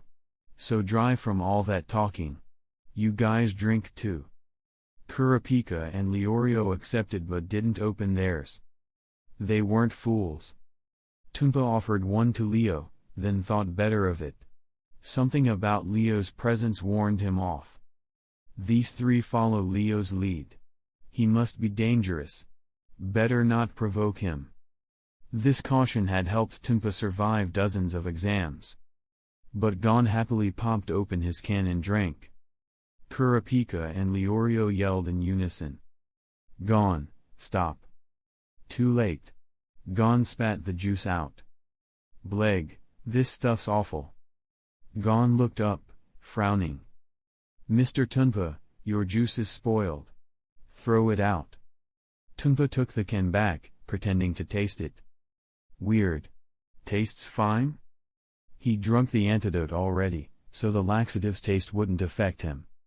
It was supposed to be tasteless anyway. This brat's a monster. He tasted it? Tunpa thought, sweating. Kurapika and Leorio poured their juice out beside Gon. Both stared Tunpa down with narrowed eyes. He gulped, realizing if he stayed, he'd get pummeled. This is fine. The test isn't over. I'll get my chance later. With a forced laugh and a fake excuse, Tunpa slinked away. Gon, that was reckless, Kurapika scolded. Leorio nodded, echoing his concern. They now saw Gon as a true friend, and didn't want to see him suffer from naivety. As for Leo, in their eyes, he remained someone to respect from a distance. Ding ding ding tilde. Suddenly, a bell rang loud and clear. Time's up. The Hunter exam officially begins. Boomed a voice. Chapter 14. The man who spoke had short, curly light purple hair, a curly beard, and wore a suit. He turned off the noisy alarm clock in his hand and bowed slightly to everyone in a gentlemanly manner. Well, let me introduce myself. I am the examiner Satots, responsible for your first phase. Next, I will lead you to the venue for the second phase. My requirements are very simple. As long as you can follow me to the second phase venue, you will pass my test. As for where the second phase venue is or when it will arrive, I cannot tell you. The only thing you can do is follow me closely. That's all. While speaking, Satots did not give anyone a chance to ask questions. He turned around and headed deep into the tunnel on his own. For a moment, all the examinees began running. Although many of them were new and unfamiliar with the structure of the Hunter exam, first phase, second phase, and potentially more, they clearly understood that following Satots was the key to passing. As Satots walked ahead, the group followed. Leo, Gon, Kurapika, and Leorio stayed toward the back. In the beginning, there's no need to rush ahead. First, observe the situation and then act, Leorio said quietly. Da. The sound of hundreds of footsteps echoed through the deep tunnel. At first, the footsteps were disorganized but not rushed. Gradually, however, the pace changed from walking to power walking, and eventually to running. It wasn't quite a 100-meter sprint, but it definitely matched the pace of a 1,000-meter race. Even as their speed peaked, Satots' voice carried back to the hundreds following him. Oh. One more thing I forgot to mention. The Hunter exam is extremely harsh. If you get injured or die during the exam, the Hunter Association takes no responsibility. Even if you kill each other now and only one person remains, it doesn't matter. As long as someone reaches the second phase with me and completes that test, it's enough. If no one makes it to the second phase, then no one passes. So if you regret this decision, now is your last chance. Only those truly unafraid of death are qualified to keep up with me. Da.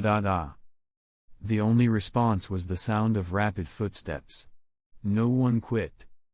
Which was expected. Anyone who had made it this far had already faced life and death trials. Empty threats wouldn't scare them. If Satots's warning was enough to make them back down, they wouldn't have come in the first place. As he walked forward with an unusual gait, Satots nodded silently. Very good. Congratulations, you have strong mental resilience. Now, all 406 examinees, do your best to keep up. At the rear of the crowd, despite the long line, Leo and the others could hear Satots clearly. Using Nen to amplify the voice isn't difficult for someone trained. After hearing Satots's explanation, Leo was silent for a moment. Then he lowered his head and whispered to Gon. Gon, you have excellent stamina. Push ahead and stay close to the examiner. Don't lose sight of him. If you fall behind, someone might target you. After all, fewer competitors benefit the rest. Only near the examiner will others be less likely to act out. Leo didn't finish his thought aloud. He knew full well that Hisako would show up to cause trouble in this phase. In that situation, Gon would be in danger if he stayed near Leo. Although in the original story, Hisako liked Gon and wouldn't kill him before he matured, Hisako was unpredictable. What he treasured one moment he might discard the next. Worse, Hisako might kill Gon just to provoke Leo into a fight. It was entirely possible. Kurapika nodded and added, I agree. The Hunter exam allows examinees to kill one another. So naturally, there will be extreme individuals, like Hisako. The murderous aura around him has never dissipated. He looks like he could kill someone at any moment. It's definitely dangerous to remain at the rear. After listening to Leo and Kurapika's advice, Gon nodded seriously. I understand. Then let's wait until the crowd thins a bit and move up together. Everyone agreed. At the moment, all examinees had the stamina to keep up with Satots easily. Speeding up now served no purpose. But soon, Leo and the others noticed an odd presence among the runners. It was a boy with short silver hair. He looked about the same age as Gon. That in itself wasn't strange. Even someone like Tunpa had taken the exam at 10 and was still participating at 45. What made this boy stand out was his skateboard. While others ran, he glided along, drawing everyone's annoyance. When he tried to rush forward, the other examinees deliberately blocked him. Some even joined forces to push him back to the end of the line. Seeing the silver-haired boy on a skateboard being forced backward, Leo couldn't help but smirk. This boy was Killua Zoldyck, the most gifted assassin in Zoldyck family history. With his skills, those who had blocked him would have been dead in seconds. Perhaps he spared them because he was in a good mood. That thought flashed through Leo's mind. He said nothing, continuing to stare ahead silently. He could feel a killing intent targeting him. Its exact source was unclear, there were too many people around, muddling the aura's direction. But Leo was certain, it didn't come from Hisako. That left one possibility, Illumi Zoldyck. Interesting. A warning? Leo glanced at Killua, who was not far from him. He'd felt the killing intent the moment Killua got close. Illumi must have been watching, wary that Leo harbored ill intentions toward Killua. After all, even though Killua was strong, he couldn't use Nen yet. Leo might seem like a novice, but he clearly could use Nen. Illumi couldn't be sure whether Leo had some hidden Nen technique that could attack Killua unnoticed. No matter how skilled Killua was, without Nen, he'd be helpless against it, he could be killed instantly. As things stood, if Leo made even a suspicious move, Illumi would attack without hesitation.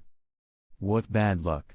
I haven't done anything, and I've already attracted a psycho big brother. Leo snorted internally but had no intention of backing down. Sometimes, yielding only encourages arrogance. He lightly rested his right hand on the hilt of his wooden sword.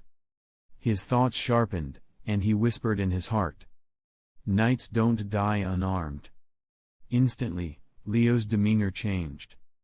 If earlier he had looked rough and flawed and Nen control, now he was like a flawless blade, lethal and precise. Circle. From Leo's position, his aura surged outward. In moments, it enveloped all 400 examinees ahead. At that moment, Hisaka, Satots, and the hidden Illumi all paused. Get lost. The sound, faint and undetectable to others, pierced Illumi's consciousness like a thunderclap in a bell.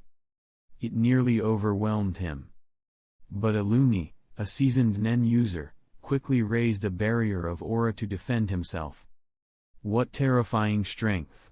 This level of control rivals even Grandpa's, he thought darkly. Luckily, the body he disguised himself in, full of needles, revealed no expression. Leo's move had technically been a basic Nen send, yet executed with extraordinary finesse. The four fundamental Nen principles, Ten, Zetsu, Ren, and Hatsu, weren't just physical training but mental refinement. Ten stabilized the aura, Zetsu concealed it, Ren amplified it, and Hatsu released it. This was the mental pressure technique of intimidation without action, victory by presence. In the source material, Wing, the teacher of Gon and Killua, used this very move. Gon and Killua trembled in fear at his mere intent to kill. Wing, however, hadn't mastered it and could only use it indiscriminately. Leo, enhanced by the Knights Don't Die Unarmed technique and martial mastery, used it with pinpoint precision, targeting only Illumi. Even from afar and amidst a crowd, he'd identified Illumi without fail. Such control was beyond Illumi's imagination. Soon, Leo withdrew his circle. His posture returned to flawed and unrefined. It was hard to believe it was the same person. Seeing this, Illumi fell silent. He also withdrew his killing intent. From Leo's show of power, Illumi understood one thing: Leo wouldn't harm Killua unprovoked. And if Killua did act first, Illumi would step in again. Though Illumi wasn't certain he could win, he wasn't afraid either. With Nen, the outcome of a fight could never be predicted. Illumi's silence gave Leo some peace. At least now he wouldn't be harassed by Illumi's aura.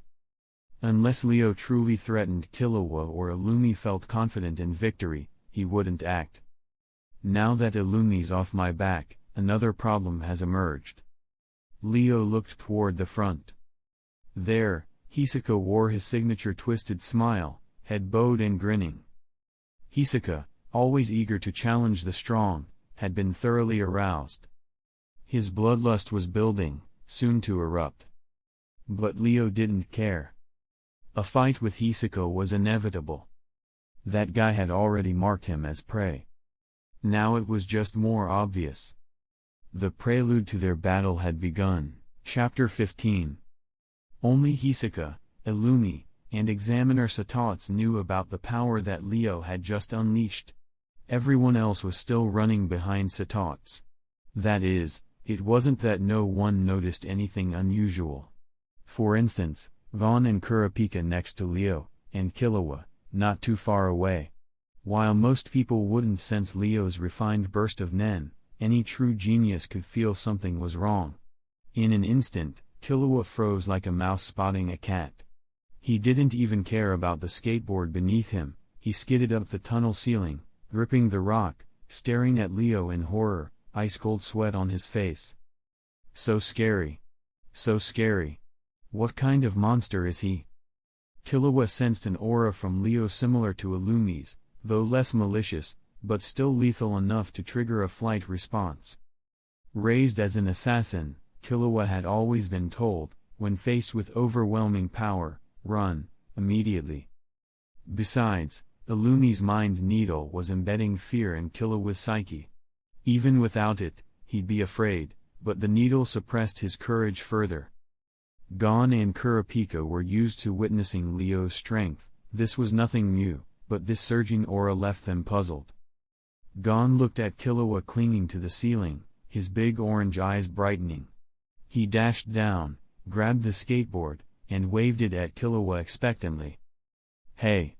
My name's Gon. Can I have the skateboard?" Killua hesitated a moment, pointed at Leo running ahead, then whispered, "Do you know that man?" Gon blinked, confused, but nodded. "Yes. His name's Leo, he's my uncle." At uncle, Gon looked conflicted. In Gon's mind, Mito was like a mother, so seeing her with someone new stirred jealousy. Even though Leo had become part of their lives over the past year, Gon still struggled to accept it completely. An innate, Oedipal tug. Killua relaxed slightly. A monster though Leo might be, he had Gon's nephew status on his side. He wouldn't kill innocents randomly. At least, not if they weren't enemies. With that settled, Killua slid down and nodded at Gon. "Gon, right? I'm Killua. Sure, take the skateboard. But..." He pointed to Gon's fishing rod. "You need to lend me your fishing rod, too." "Okay. No problem." Gon handed it over without hesitation. It had been left by Wing. It was sturdy enough to lift tons. Killua swung it a few times. It felt smooth, but he lost interest soon. They quickly rejoined the group, with Gon occasionally gliding on the skateboard, then picking it up to run. Killua called out, "Gon, why aren't you skateboarding? It's easier, right?" Gon shook his head, "No. I want to experience the hardship of the Hunter exam myself. Maybe then I'll understand how my father felt when he took it." "Really? You're so strange, Gon." But I think Killua's super cool." Leo, Gon, Killua, Kurapika, and Leorio ran together. Leorio, panting heavily, cursed inwardly. "Damn. They're all monsters. I'm pushing myself to the limit, and they're chatting?" Leo ran silently ahead. Hours passed, 4, maybe 5, and no one dropped off. That meant only Leo's small group remained at the back. Leorio gasped, drenched in sweat, every step labored. He was nearly out of stamina. In contrast, Leo, Gon, Kurapika, Killua, and Mito's nephew remained largely unbothered. Gon grew up outdoors, climbing, cross-country, swimming. The kid was a natural athlete. Killua's training was hellish. Kurapika was a genius. Leo's stamina had improved dramatically thanks to Nen, and Nen-based regeneration meant his energy pool was practically limitless. Leorio, though stronger than an ordinary person, wasn't a genius. Running 4 to 5 hours was still very impressive. Damn, how much longer? Are all hunters superhumans? No one's fallen behind. Leorio felt despair creeping over him. He truly was a mortal among gods. He slowed, his steps heavy, and fell behind. Leo and Kurapika didn't look back, they were focused on the exam. Helping Leorio now would only doom him. If he couldn't handle Phase 1 alone, Phase 2 would kill him. Leorio heard Gon's shout, "Leorio!" but kept dragging himself along. Killua said coldly, "Gon, don't stress. No one can help here." Gon clenched his fists, taking a deep breath. "Come on, Leorio. We'll wait at the finish line."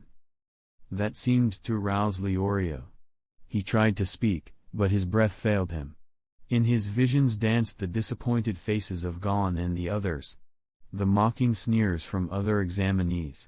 The pain of his friend back at home, lost because of his own weakness. "But," he gasped hard. Then roared, "Damn it.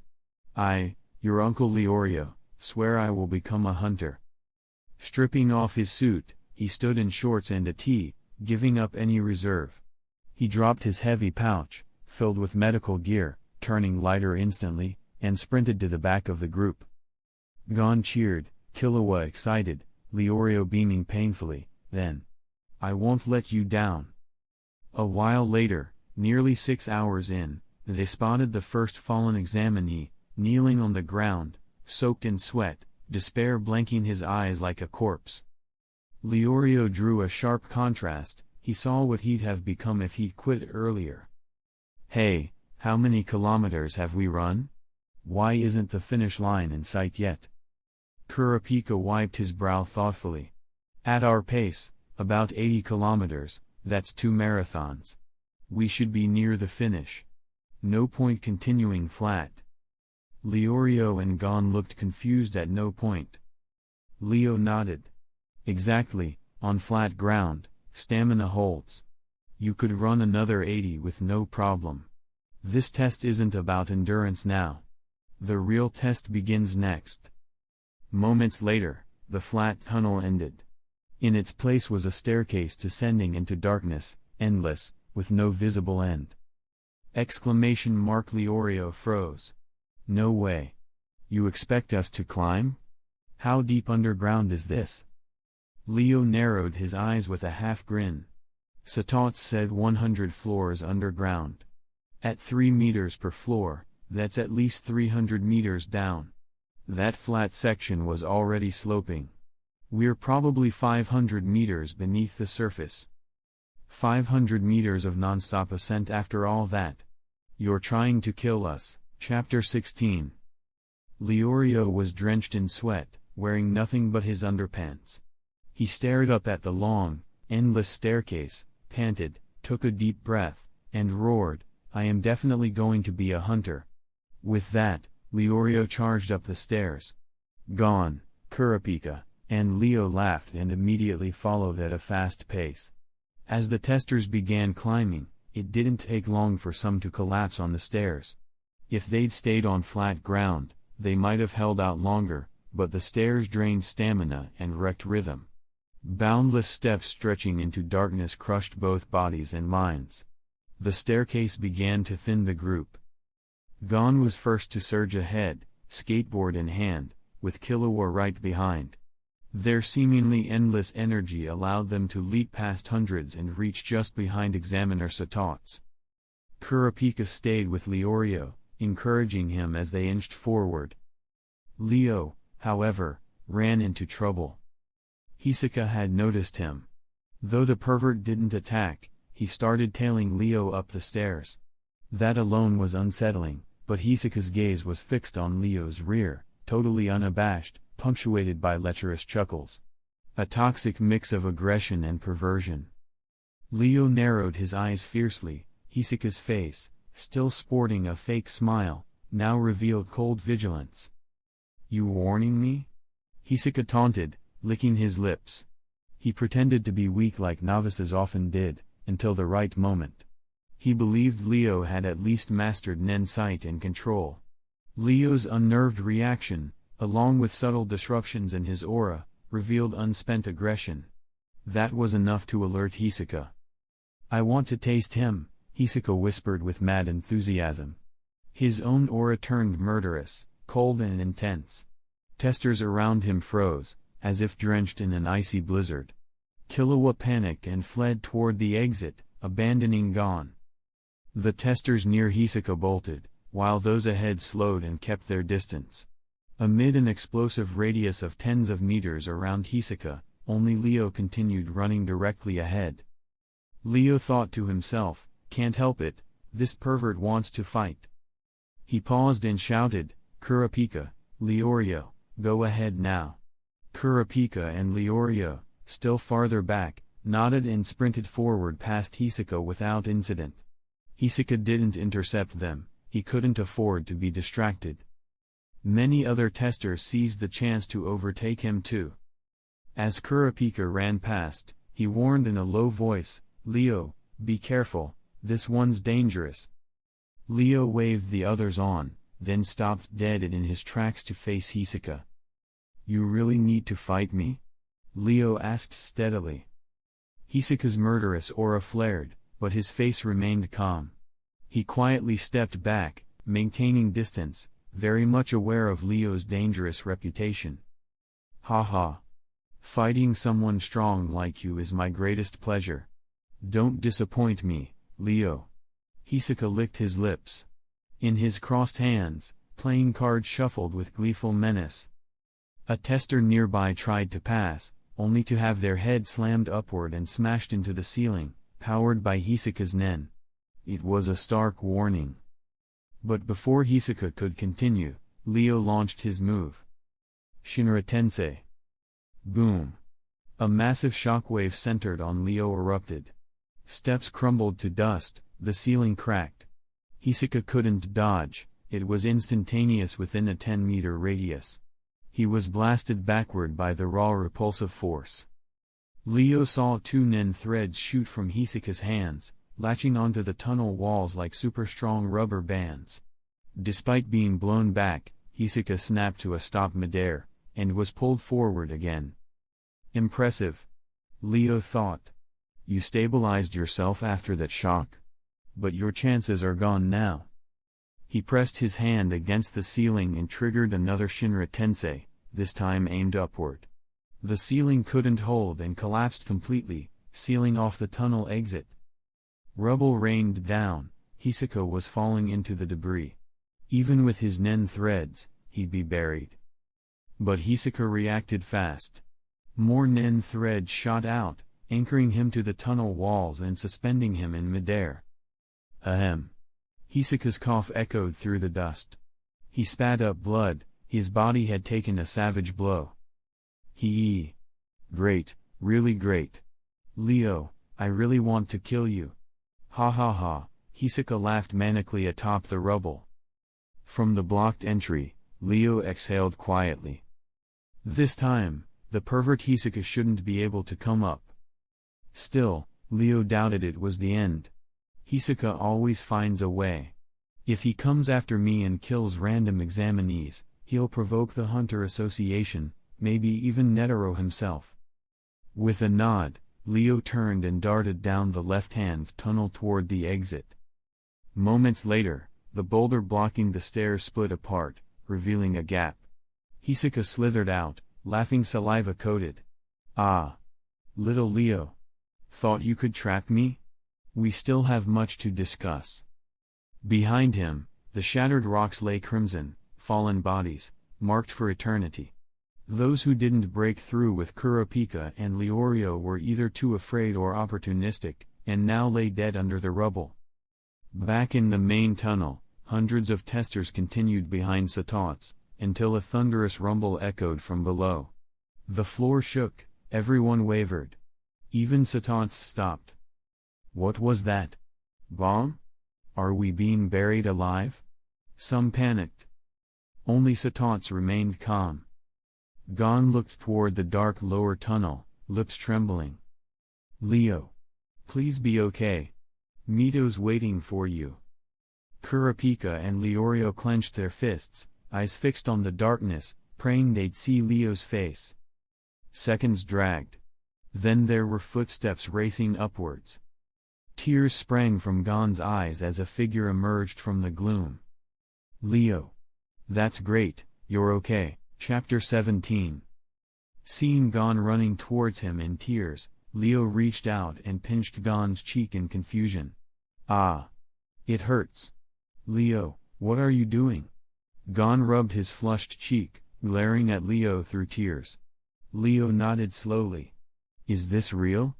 Somehow still feels surreal. I didn't expect Gon would actually cry for me. Gon snorted, indignant. Who'd cry for you? I'm crying for Aunt Mito. If you died, she'd cry herself to death. Besides, I'm practicing so I won't be unable to cry at your funeral later. Little brat, whose funeral are you talking about? Leo smiled and ruffled Gon's hair, then glanced at Kurapika and Leorio. He nodded. Sorry to keep you waiting. Kurapika stared at Leo, still unharmed, and then looked toward the dark tunnel. Leo, how's Hisoka? Leo spread his hands and sighed. That guy's still very strong. I couldn't kill him. But I did seal the tunnel to the upper exit. He shouldn't emerge anytime soon. Hearing Hisoka wasn't dead made Kurapika, Leorio, and Gon tense instantly. Hisoka's presence alone was enough to terrify them, even without seeing his full strength. Okay, let's not linger here. We have to catch up, or we'll be eliminated.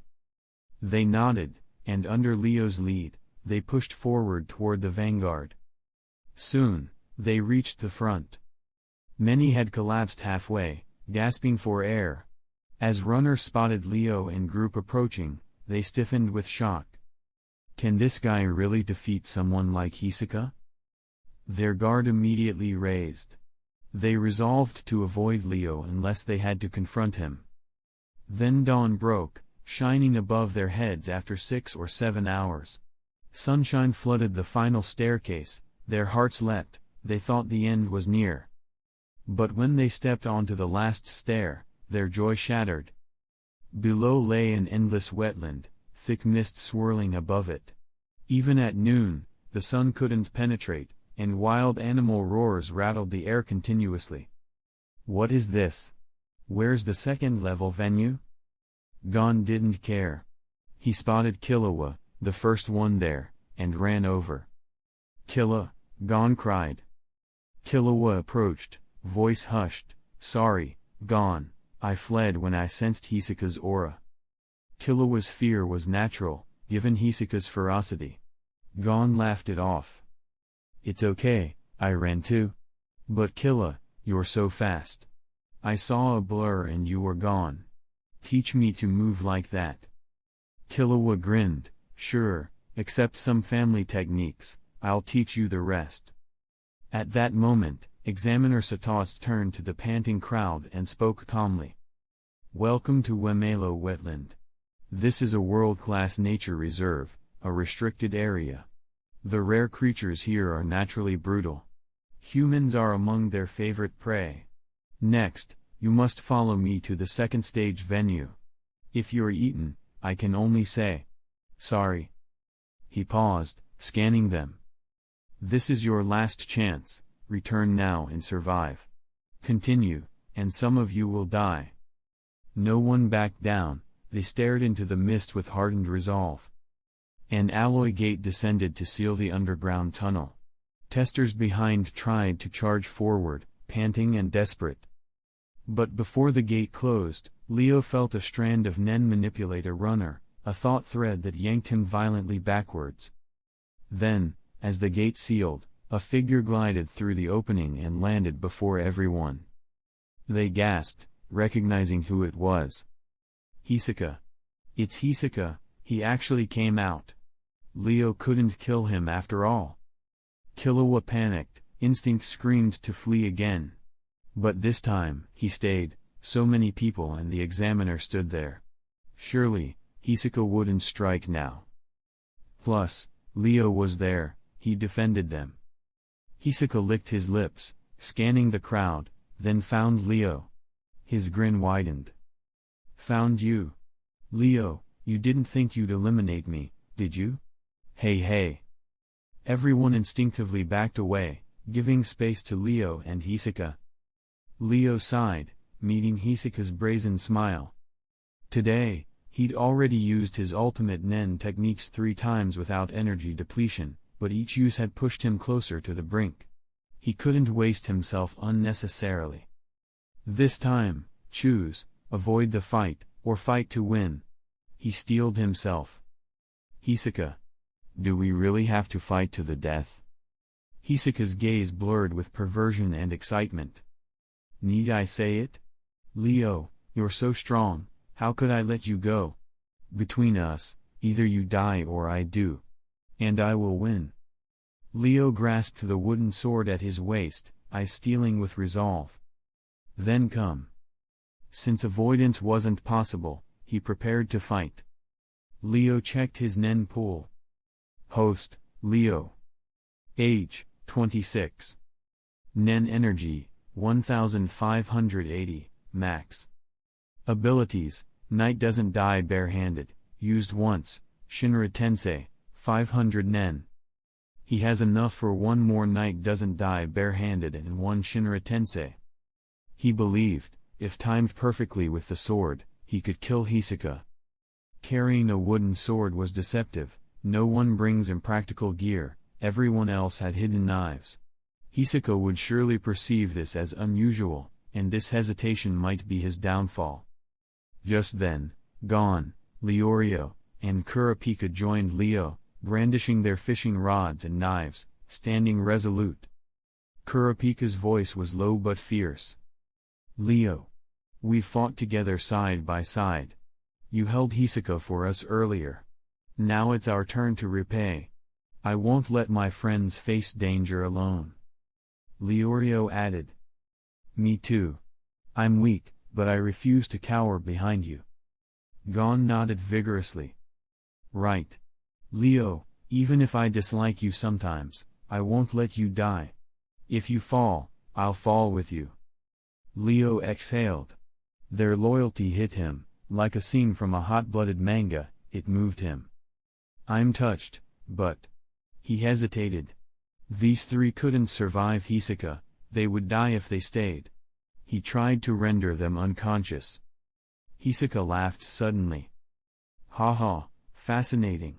So compelling."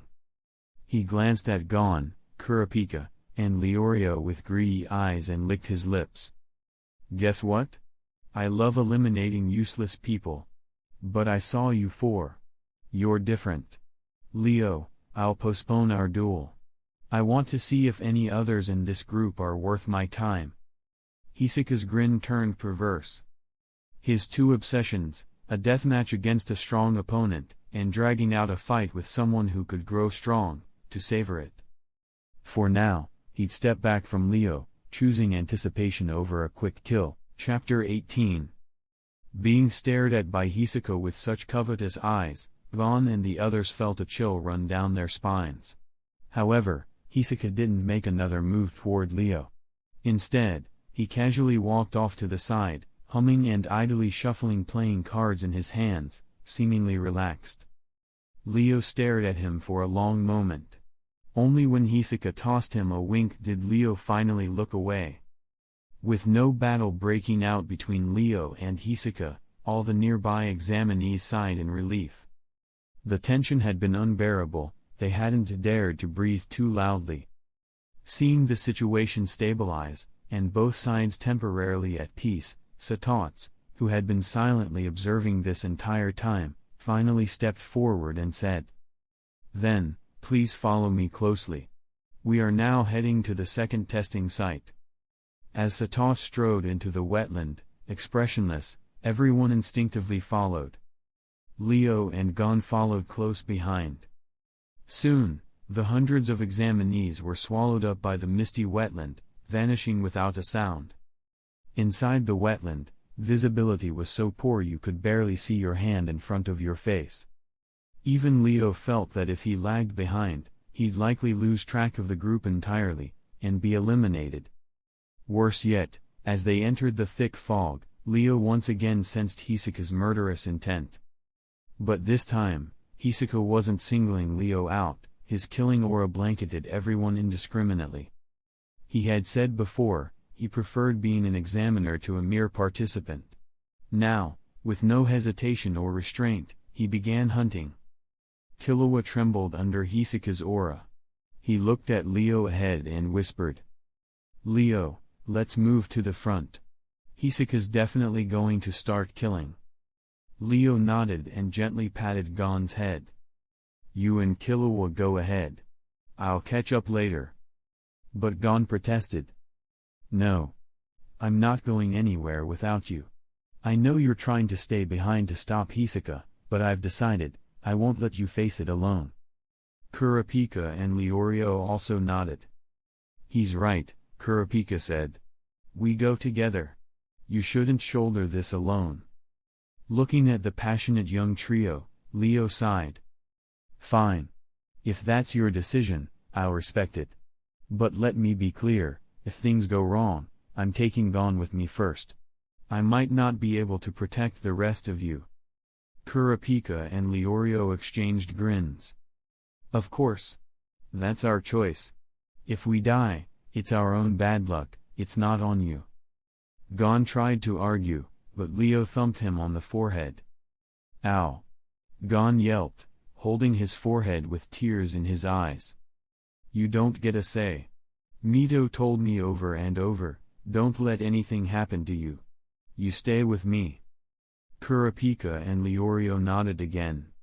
Gon was only 12, still a child, and not yet independent, no matter how brave. Suddenly, ah! Screams erupted all around them. Everyone first assumed it was Hisoka. But then came the howls and crunches of beasts devouring prey. They realized Hisoka wasn't the only threat here. Creatures hidden in the fog were now on the hunt. While these examinees were strong by normal standards, even they were being picked off one by one. Toads burst from the ground, swallowing victims whole.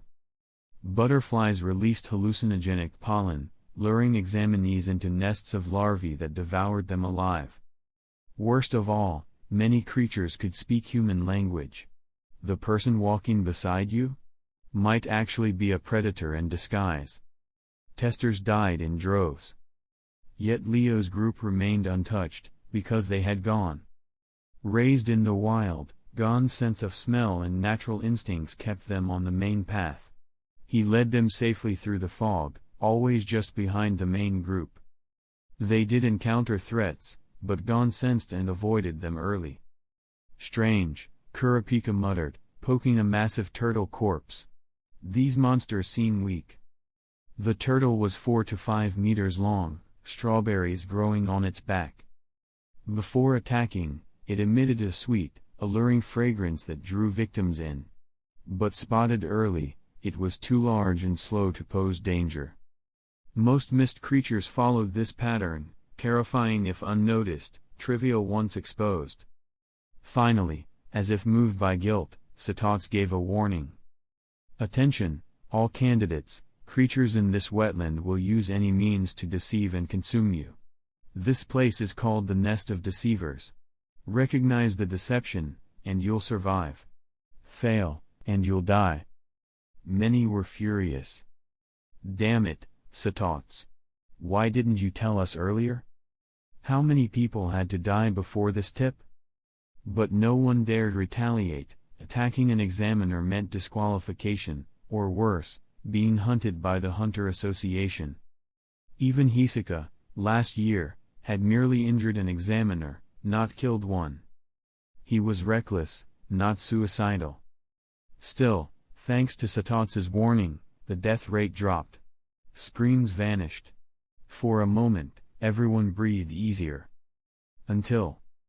ah! Screams again, from the rear. A small group of lost examinees had formed a circle, back to back, weapons ready. One of them now lay dead, a bloody playing card lodged in his forehead. Hisoka's murderous aura grew so thick, it seemed to clear the fog. He stepped forward, smiling with madness, cards dancing in his hands. The examination has begun. Chapter 19. When Hisoka began killing, Gon clenched his fists tightly as he ran. Leo, sensing Gon's unease, gently touched his head. What is it? Sad about those Hisoka killed? Gon thought for a moment and shook his head. No, I know people die in the Hunter exam. I don't mourn them. But... He paused, perplexed. I can't understand why Hisoka does this. He's strong enough to pass the exam anytime. So why kill random people? Those killed couldn't even challenge him. Killua raced beside Gon. Probably emboldened by Leo's presence, he hadn't fled like last time. He laughed bitterly as Gon spoke. It's simple. Hisoka is that kind of person. He doesn't need a reason. He might kill because he's bored, or because they annoy him. To him, killing is as routine as eating or drinking. Ordinary and reasonless. I've seen many like that. Killua thought quietly. Even my family. And I. He warned Gon. So Gon, if you see Hisoka, run, don't engage or invite his attention. That kind of monster might kill you without reason. Kurapika and Leorio nodded in agreement. They didn't like Killua's cowardice, but his words rang true. Gon stared into the mist behind them, catching the scent of blood. Instead of fleeing, however, he found himself drawn to it, wanting to watch Hisoka in action.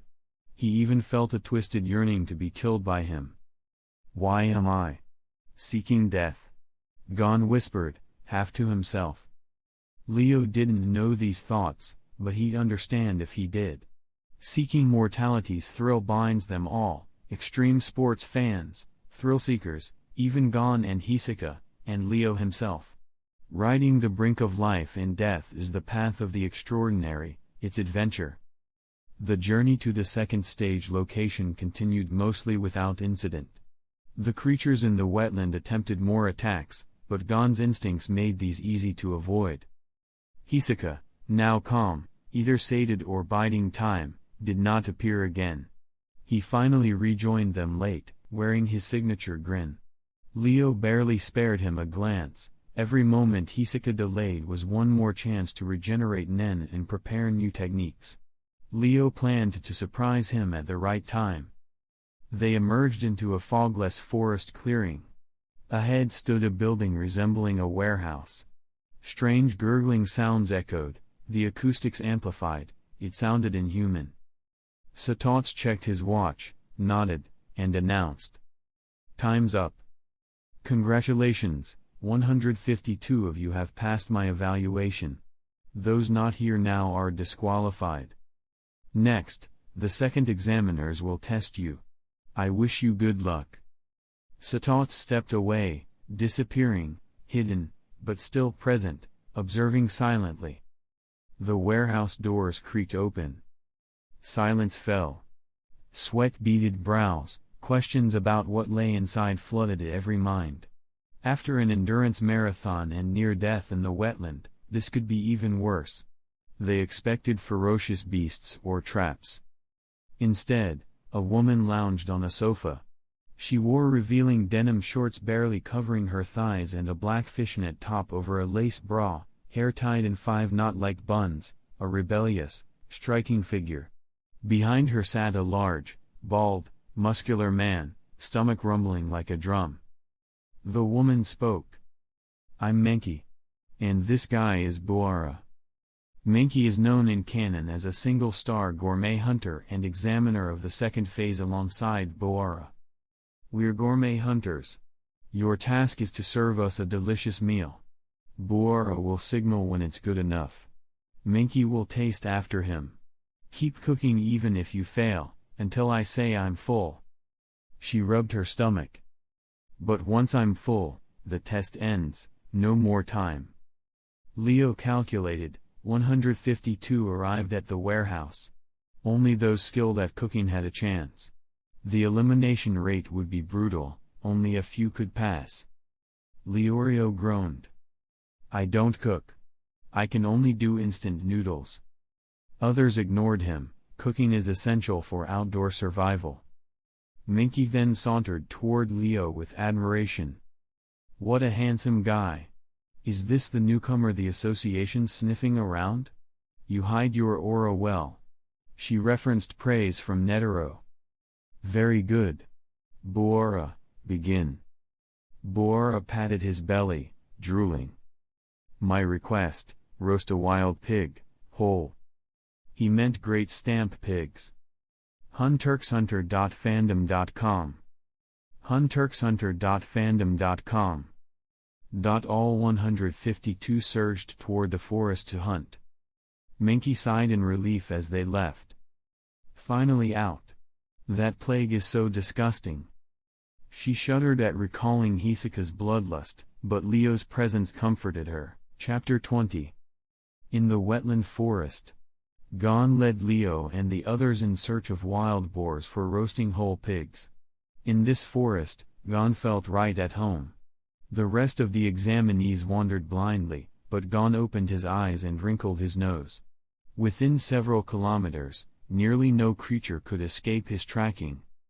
Soon, under Gon's lead, Leo and the others spotted a group of giant wild boars. Though called wild boars, they resembled domestic pigs, but were 3 or 4 times larger. Most notably, their noses resembled rhino horns, massive and dangerously sharp. A single charge from one of these creatures could easily kill an average person. If you were unlucky enough to be skewered by one of those noses, you'd be turned into a shish kebab. When Leo and the others spotted the boars saw them too. Roar, roar, roar tilde.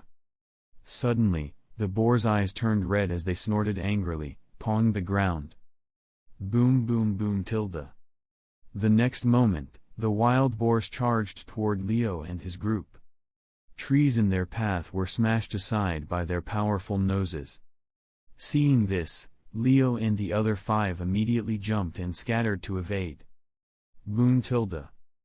The ground where they had just stood erupted with flying rocks as the stampede barreled through.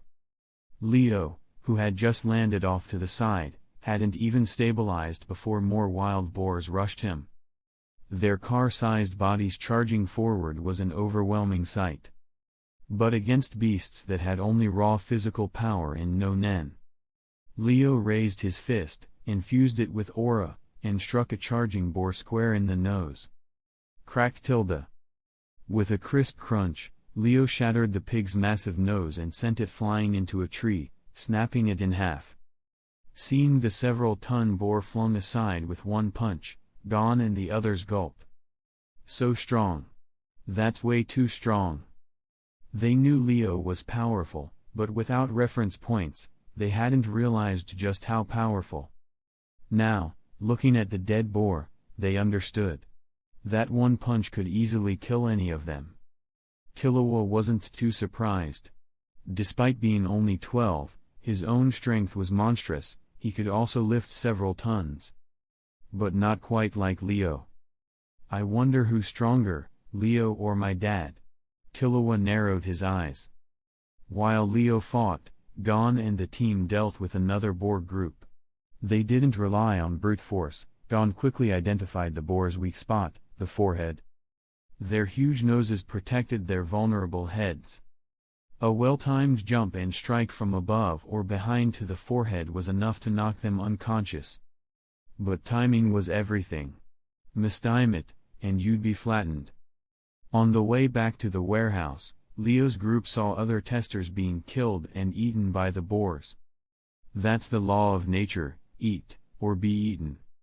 Next, the process was simple: build a spit, light a fire, roast the pig. Anyone with basic survival training could do it. Soon, testers delivered one roasted pig after another. Some submitted half-cooked ones, knowing the test would end once the examiner was full. The earlier, the better. Unqualified. The first tester to present his pig was met with Boara's cold voice. The man, usually gentle, now glared fiercely. The skin isn't even roasted, much less the meat. That's raw meat, not cooking.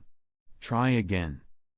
Boara hurled the rejected pig into the warehouse. Though not disqualified outright, the tester had to go find another boar and start over, likely to be eliminated due to time. The others backed away from the line and resumed roasting. While cooking, they gave the failed tester a thumbs up. Thanks for stepping on the landmine, bro. Soon the forest clearing filled with a scent of sizzling pork. Everyone salivated. Strangely, even without spices, the boar meat smelled incredible. No marination, just cleaned and spit roasted, and the aroma rivaled the finest suckling pig. It was a testament to the magical wildlife of the Hunter x Hunter world. Since Leo's group found the boars first, they finished roasting first. As Leo presented his roast pig, Boara began drooling. Yes. That scent. Long-nosed wild boar is my favorite. Too bad it only lives in protected zones, no way to breed them. Without hesitation, Boara bit the pig's head clean off. In a few bites, he turned the massive roast into a pile of bones. Delicious. Truly delicious. Number 403, you pass. Leo squinted at Boara's unchanged belly. No bloat at all. Reinforcement type. Specialized digestion? Boara's stomach still gurgled. Everyone was stunned. You're still hungry?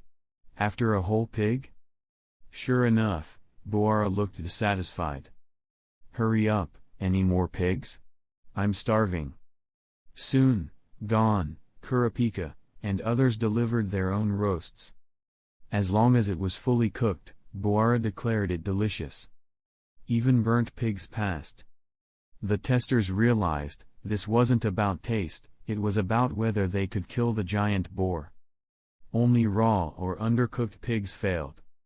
The first guy who failed collapsed. On his knees, sobbing. Damn it. If I'd known it was this easy, I wouldn't have tried anything fancy. Damn it all. Others looked at him with pity and gratitude. His failure made their passes easier. But Buara was still human. After eating 70 pigs, he collapsed, patting his stomach in bliss. Full. I'm full. I can't eat anymore. Remaining testers panicked. Wait. I haven't gone yet. Just one more bite, please. But Buara ignored them, grinning and rubbing his bulging belly. Menki finally rose and announced. Time's up. 70 passed. The rest are eliminated.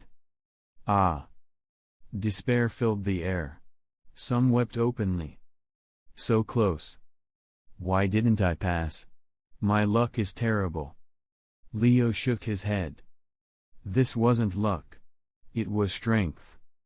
Those who succeeded roasted early because they found and killed the boar early. Lower-ranked testers likely struggled, fought harder, maybe even had to find isolated boars to avoid groups. That cost them precious time. The hunter exam always tests strength. Cooking is secondary. Unless you meet a nitpicking examiner. Wow. Hunters are incredible. Gon stared at Buara's belly and the bone piles. One of those pigs would fill me for days. Killua gulped and nodded. He's amazing. Even my dog doesn't eat that much. Killua thought of his pet, massive, towering. Even it ate less than Buara. Running away from home was the right choice, Killua thought. I've met so many interesting people. He smiled at Gon, his most interesting new friend. Chapter 21. It's finally my turn to judge. Menki placed her right hand on her hip, glared at Buara, then looked at Leo and the others. Let me clarify, I'm not like Buara, who'll call anything delicious. In my case, if you can't genuinely satisfy my taste, I won't let you pass. The remaining examinees fell silent. They figured it was Menki intimidating them, nothing more. After all, the hunter exam tests strength, not culinary arts. If it was purely cooking, they'd call it a cooking test, not the hunter exam. Buara gave a sympathetic sigh. Menki isn't as lenient as I am, she's picky. I hope at least a few of you pass her test, or I'll have trouble explaining to the president. When nobody reacted, Menki nodded and announced.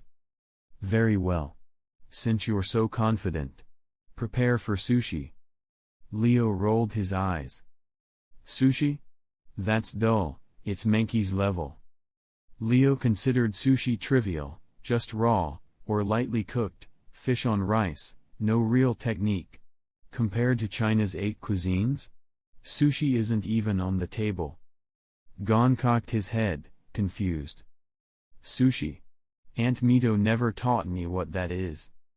Others murmured similar confusion, none had heard of sushi before. Menki smirked playfully. That makes sense. Sushi only exists in a small island nation, so poor internet that most people barely have enough food. That explains why you haven't heard of it. If you had, I'd be disappointed. Leo smiled wryly. Interesting, I'm glad they're so starving. She led them into the warehouse and flipped on the lights, revealing rows of cooking stations. Menki explained.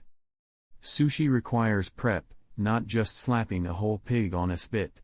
I've provided basic tools and rice. Feel free to add local wetland ingredients, including fish from these streams. I'll taste when I'm full, until then, only dishes I call delicious pass. She hummed as she returned to her couch. So, Buara, how long until they actually make sushi? Buara patted his bulging belly, burped. Not long, I provided rice and a clue. Among 70 people, someone'll get it. Even a blind cat finds a dead mouse. Minky glanced at Leo, eyes glittering with curiosity, not just for his looks, but because Hisaka's lethal aura made her uneasy. Gaping at Leo helped soothe her senses. At the cooking stations, Leo eyed the allotted rice on his stove. Seriously? Sushi's just raw fish on rice. You gave me rice, but where's the fish? Did you eat it already? Gone, mouth full, asked with curiosity. Leo, any ideas? Since their time on Whale Island, Mito occasionally let Leo cook, and the results were deliciously surprising. Gon, Killua, Kurapika, and Leorio all looked to Leo, expecting insight. Leo tapped his chin and held up 3 fingers. 3 points. Minky's hints imply the defining traits of sushi. They leaned in, intrigued. First, Minky said sushi comes from a poor island that lacks abundant spices or meat. That suggests it's simple. Likely raw, or maybe just lightly seared. They nodded, impressed. Second, it's an island cuisine. Meat like pork or beef would be too scarce. Seafood's nature's specialty. So sushi likely combines fish, raw or grilled, with rice? Leo nodded once more. Right. Then she said we could add ingredients from the wetland, streams and rivers nearby must have fish. So sushi's basically sashimi or grilled fish on rice. Easy to make, just need to decide if it's separate or rolled together. They all admired the clarity of his reasoning. Leo, that's amazing. We wouldn't have deduced it, Gon exclaimed. Leo replied. It's not that you can't, you just didn't approach it that way. The exam tests whether you can infer the instructions from the examiner's words and actions. That's a basic hunter skill. You're capable, but leaning on me too much. Maybe next time, I should step back, help you think for yourselves.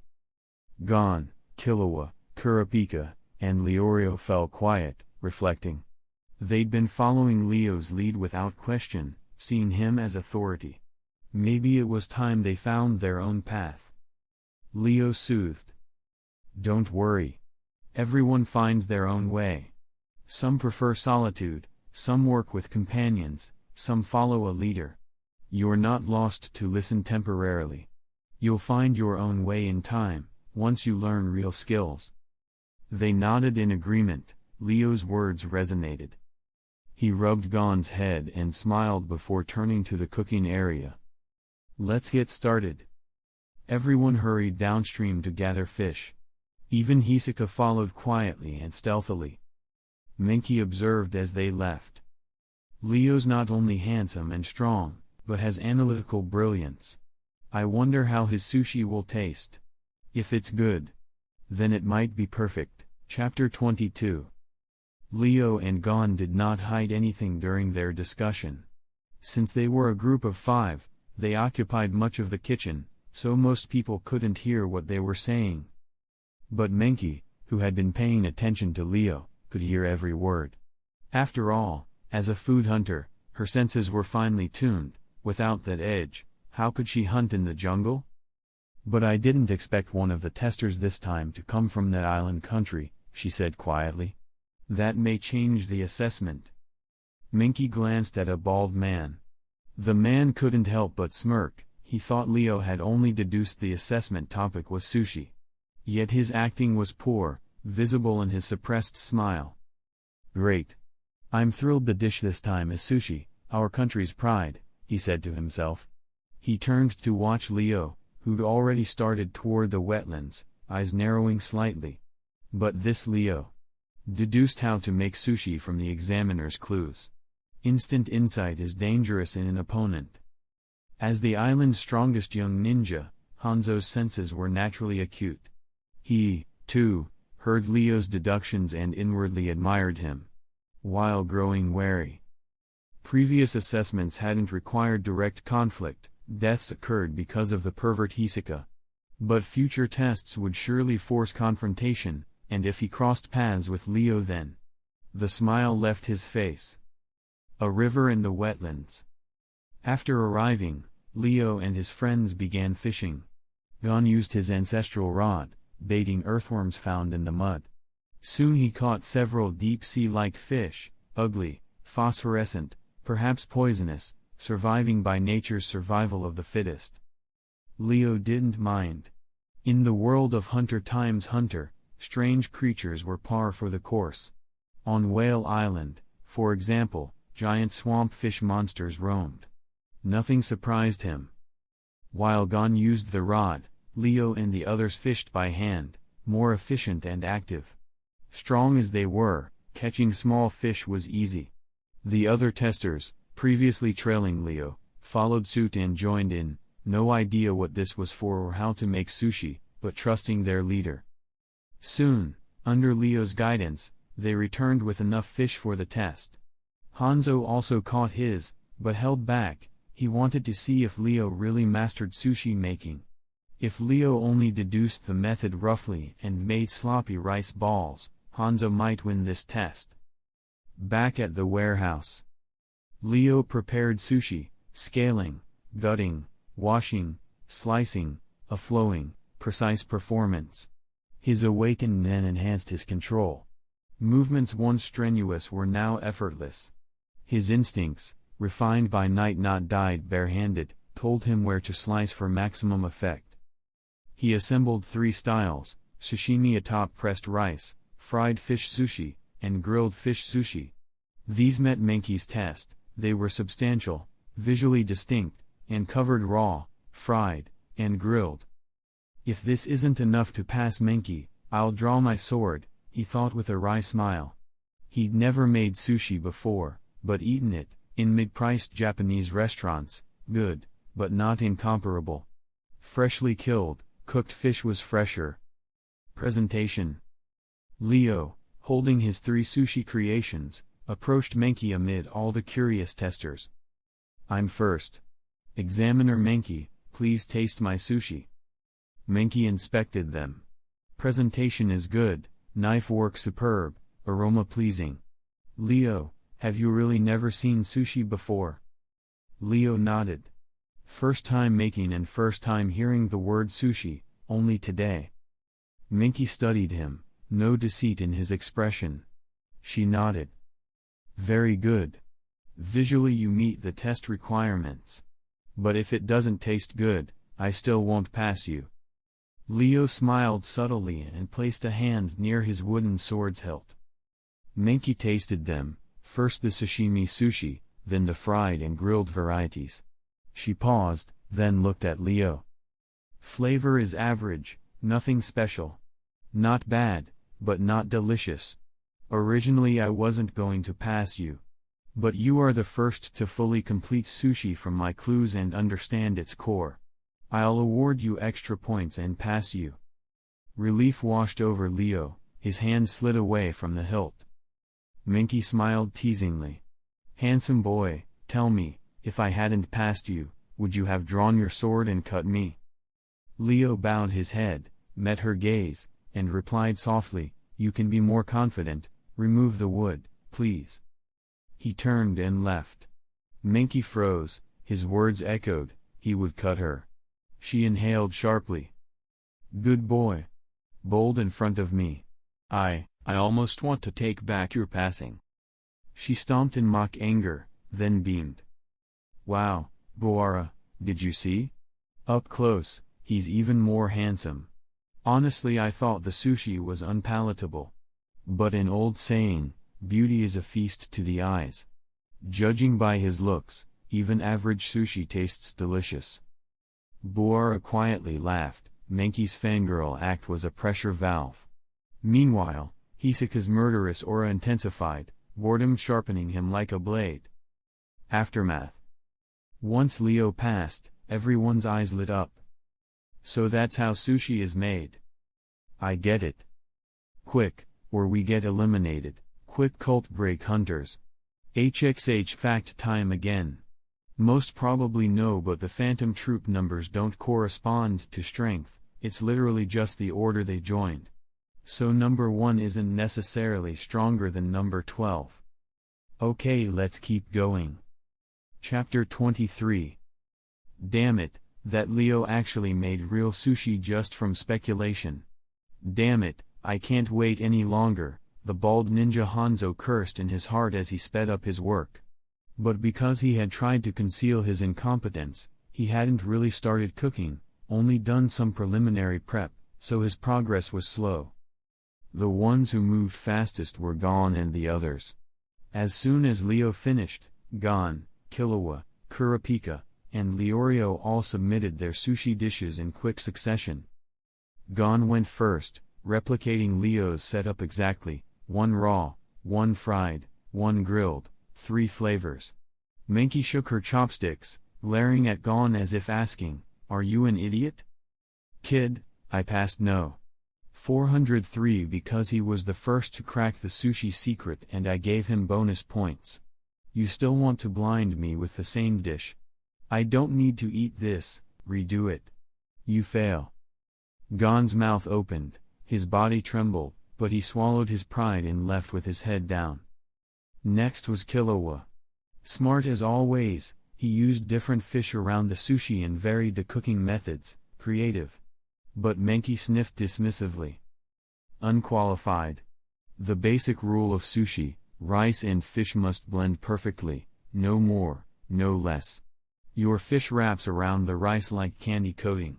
Redo it. Killua shrugged and slipped away silently. Then came Kurapika. Like Leo and Gon before him, Kurapika presented 3 flavors. Menki tried them all. Gon and the others watched expectantly. "Kurapika, what did you do? Why is she eating yours?" Gon whispered. Kurapika smiled, but stiffened when Menki declared coldly, "Unqualified." Kurapika stared in disbelief. "Why? I used 3 fish in 3 cooking methods, innovation." Menki nodded. "True, yours is more creative than the hedgehog-headed mimic. That's why I tried it. But..." Her face hardened. "The taste is worse than no. 403s. I'll give creativity points, but if you want to pass, you need to taste better than him. You fail, next." Kurapika sighed and stormed off. Last was Leorio, looking nervous. His sushi looked worse than Gon's, and clumsier. Menki frowned. "Unqualified, next." The next testers tried gimmicks, one even drew a clown face on the fish. Obviously unqualified. But it wasn't taste holding them back, it was Menki's mood. Hisaka, exuding his murderous aura, approached to submit. Menki jumped, repulsed. From that point, she judged ruthlessly, not a test of cooking skill but personal whims. Boara watched, alarmed. "It's over. Menki's lost it. To pass, you'd have to make something she personally loves. Only a few chefs in the world could do that." He warned gently. "Menki, don't be so strict. It's a hunter test, not a cooking contest." Menki snapped, ignoring Boara. "We're food hunters, our job is exploring ingredients and creating new dishes. But look at these, no innovation, terrible taste. How can I let them pass?" Angrier by the second, she turned to Leo. "No. 403. And you, no. 403. Don't think I'll spare you just because you're handsome. Letting you pass earlier was my biggest mistake. From now on, you must make something that satisfies me, or I'll revoke your qualification." The testers snickered, though none dared laugh out loud because of Leo's strength. But the tension escalated. Is she going to kill her? Some whispered. That perverted woman. Others cursed. Leo's hand hovered above his sword's hilt. Gon and the others blocked him. "Leo, don't do anything stupid. Attack her and you're disqualified." "Exactly. It's just one more dish, not worth it." But Leo's grip didn't waver. "This isn't about one dish. I passed fair and square. If she can arbitrarily strip what I've earned, then tomorrow, anyone can take anything from me. A sudden whisper behind him, Hisaka, holding his Joker card, brought it to his lips and grinned. Leo, I like you more and more. You speak truth, no one should take what's ours. Let's set aside old grudges and kill these two fools together. Don't worry, I'll leave that woman for you. Hisaka licked his lips, murderous aura thickening. Leo said nothing, silence was assent. Gon, Kurapika, and Leorio fell silent too, annoyance clear, not because they'd failed, but because Menki had denied Leo what was rightfully his. If she could do it to him, she could do it to them too.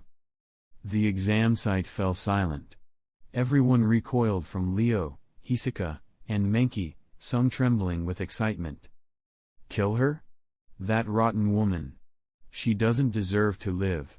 Be careful, both Hisaka and Leo are monsters. Menki and Buara became visibly panicked.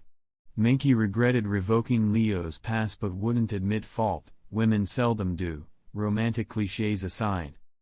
Buara. What do we do? Buara, wary, replied. You ask me? It's your fault. Now what? Call the president. Menki yanked out her phone, but before she could dial, Leo sprang into action. He saw her panic and realized no apology was coming, and that in such a situation, an apology means nothing. Shinra Tensei. A powerful repulsive force radiated from Leo. All objects, and Menki and Buara, within 10 meters, were hurled away, as if hit by a speeding truck. Even with their Nen activated, they couldn't resist. Boom, boom, boom, all the stoves smashed into walls, tearing holes. Many testers were slammed, some injured, others sprawled. The majority stayed back, knowing better than to get close. Leo controlled the radius to spare his allies. Hisaka's voice cut through the chaos with his trademark grin. Well done. When it's time to act, you never hesitate. But you've gone too far, attacking your examiners. If they survive, you're out of this test. If they die, hey, that'll be interesting.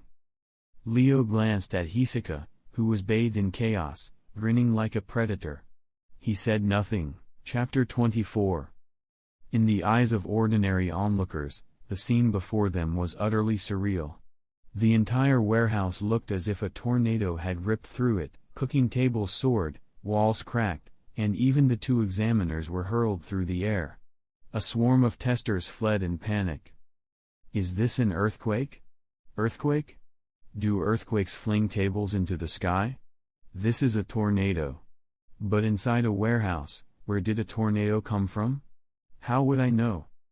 Those who couldn't recognize Nen saw this as a supernatural event, unimaginable that it could be Leo behind it. Only Gon and the others realized what had happened. They watched in stunned silence, marveling, how did Leo, a mere human, pull this off? Meanwhile, Hisaka's eyes sparkled as he praised Leo. A fine trick, Leo, really worth my admiration. Hisaka understood, the warehouse blast was Shinra Tensei, silent and instantaneous, a powerful shockwave with no visible source. Menki and Buara had no clue what hit them. And the rest? They all believed it was some magical phenomenon, with Leo as innocent observer, standing calm and silent. This illusion gave Leo plausible deniability, no one could prove he attacked, and the Hunter Association would be wary of slander without evidence. Hisaka's excitement grew. Ah! Perfect strategy in that moment. If I was fighting you to the death, what bliss that would be. Leo tightened his grip on his sword, but knew the time wasn't right to fight Hisaka. It was too risky. A sudden rumble redirected their attention. Beneath the rubble, heavy cooking tables burst outward, and a pair of massive hands shot up, slapping the tables aside. Menki and Buara emerged, bruised but alive. Blood trickled from their lips. Shinra Tensei hit them hard, but Buara's protective Nen and quick reflexes likely saved them from worse harm. Menki, furious, pulled two kitchen knives seemingly from thin air. Gon and the others froze in shock, Hunters often conceal weapons, but here, Leo recognized them as Nen-formed. He braced himself. Bora grabbed her shoulders. Menki, calm down. Calm? You want me to calm down? Menki snarled. He attacked me. Bora sighed. Where is your evidence? None. Even we can only suspect. You broke the rules first. If this escalates, you'll be the only one suffering. Menki's voice shook. If I suffer, I'll kill him today. But her stance faltered, under Bora's stronger resolve. Leo stepped forward. The world seemed to stop. A bright shimmer flashed. Under Hisaka's perverse stare, Leo's sword suddenly rested at Menki's throat, blood welled as she stared up, frozen in disbelief. The warehouse went deadly quiet. Hundreds of stunned faces looked on. Menki and Bora couldn't believe how quickly he closed the distance, just a twitch of thought. One tap, and Menki's head might fall. Cold sweat dripped from her forehead. In a shaking voice. Why you? What do you want? Leo's gaze was flat, emotionless. Apologize. Huh? Menki stammered, then he pressed the blade closer. Don't make me say it a third time. Apologize. Under threat, tears spilled. Yes, I'm sorry. I shouldn't have revoked your qualification. I take it back. You passed. I was wrong. Truly wrong. Menki, a 21-year-old prodigy and newly minted one-star hunter, had proud dignity, but seeing herself so utterly powerless, her self-worth shattered.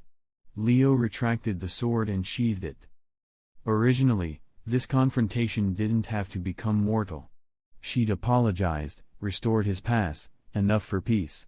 But almost immediately, Leo slashed in the air, cards fluttered, shredding in front of him. Hisaka licked his lips in glee. Hey, true, hard to sneak attack you, boy. Leo and Hisaka paused, other dangers had arrived.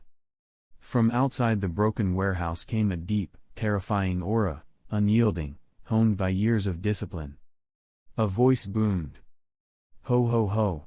Looks like I, the old man, have dampened your fun.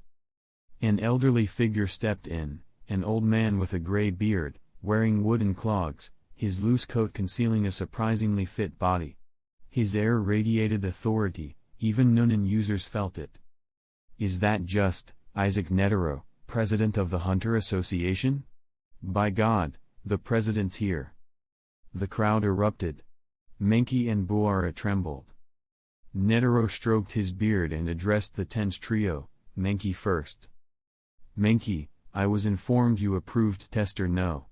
403, but then, on a whim, revoked his qualification. Is that accurate? Menki bowed and stuttered. Yes, President. I was angered. Everyone's dishes were terrible. When I remembered No. 403's average sushi, I lost control and revoked his pass without authority. Her eyes flicked to Leo, he remained calm. I have apologized to him and restored his status. Netero's mind chuckled, without Leo's deadly demonstration, she'd never have admitted fault. Politely, he spoke. Still, you tampered with results arbitrarily. That's a serious breach. Effective immediately, you are removed as Hunter Association examiner. As for the remaining testers. He paused, grinning. They all passed Boara's review, so let them advance. Testers, do you agree? A cheer rose through the broken warehouse. Chapter 25. President Netero addressed the assembled testers. I apologize, for an error in our Hunter Association, there was an issue with the examiner's evaluation. Therefore, for this stage, anyone who passed Boara's review may advance to the next level. Would you all agree to that? He paused, then continued. Of course, if you don't wish to, I can arrange for Menki to re-evaluate you personally, under my supervision, ensuring no unfairness. The testers erupted in agreement. Yes, we agree, President. No need for another test. Netero stroked his white beard with satisfaction. Congratulations on passing this level of the Hunter exam. Next, allow me to lead you to the next stage. There are still many more levels. As his voice faded, the sky darkened. What had been fog now turned ominously dark. A massive airship emerged from the gloom, descending slowly. Netero boarded first, followed by Menki and Boara. The 70 successful testers hesitated at the base of the ramp. Everyone stared at Leo and Hisaka. It was clear they were the strongest. No one wanted to board before they did. Leo caught Hisaka's gaze and, seeing Hisaka smile without aggression, relaxed. He led Gon, Killua, Kurapika, and Leorio aboard. Leo reasoned Hisaka wouldn't move while Netero was present, a smart choice, as any fight now would provoke Netero's wrath.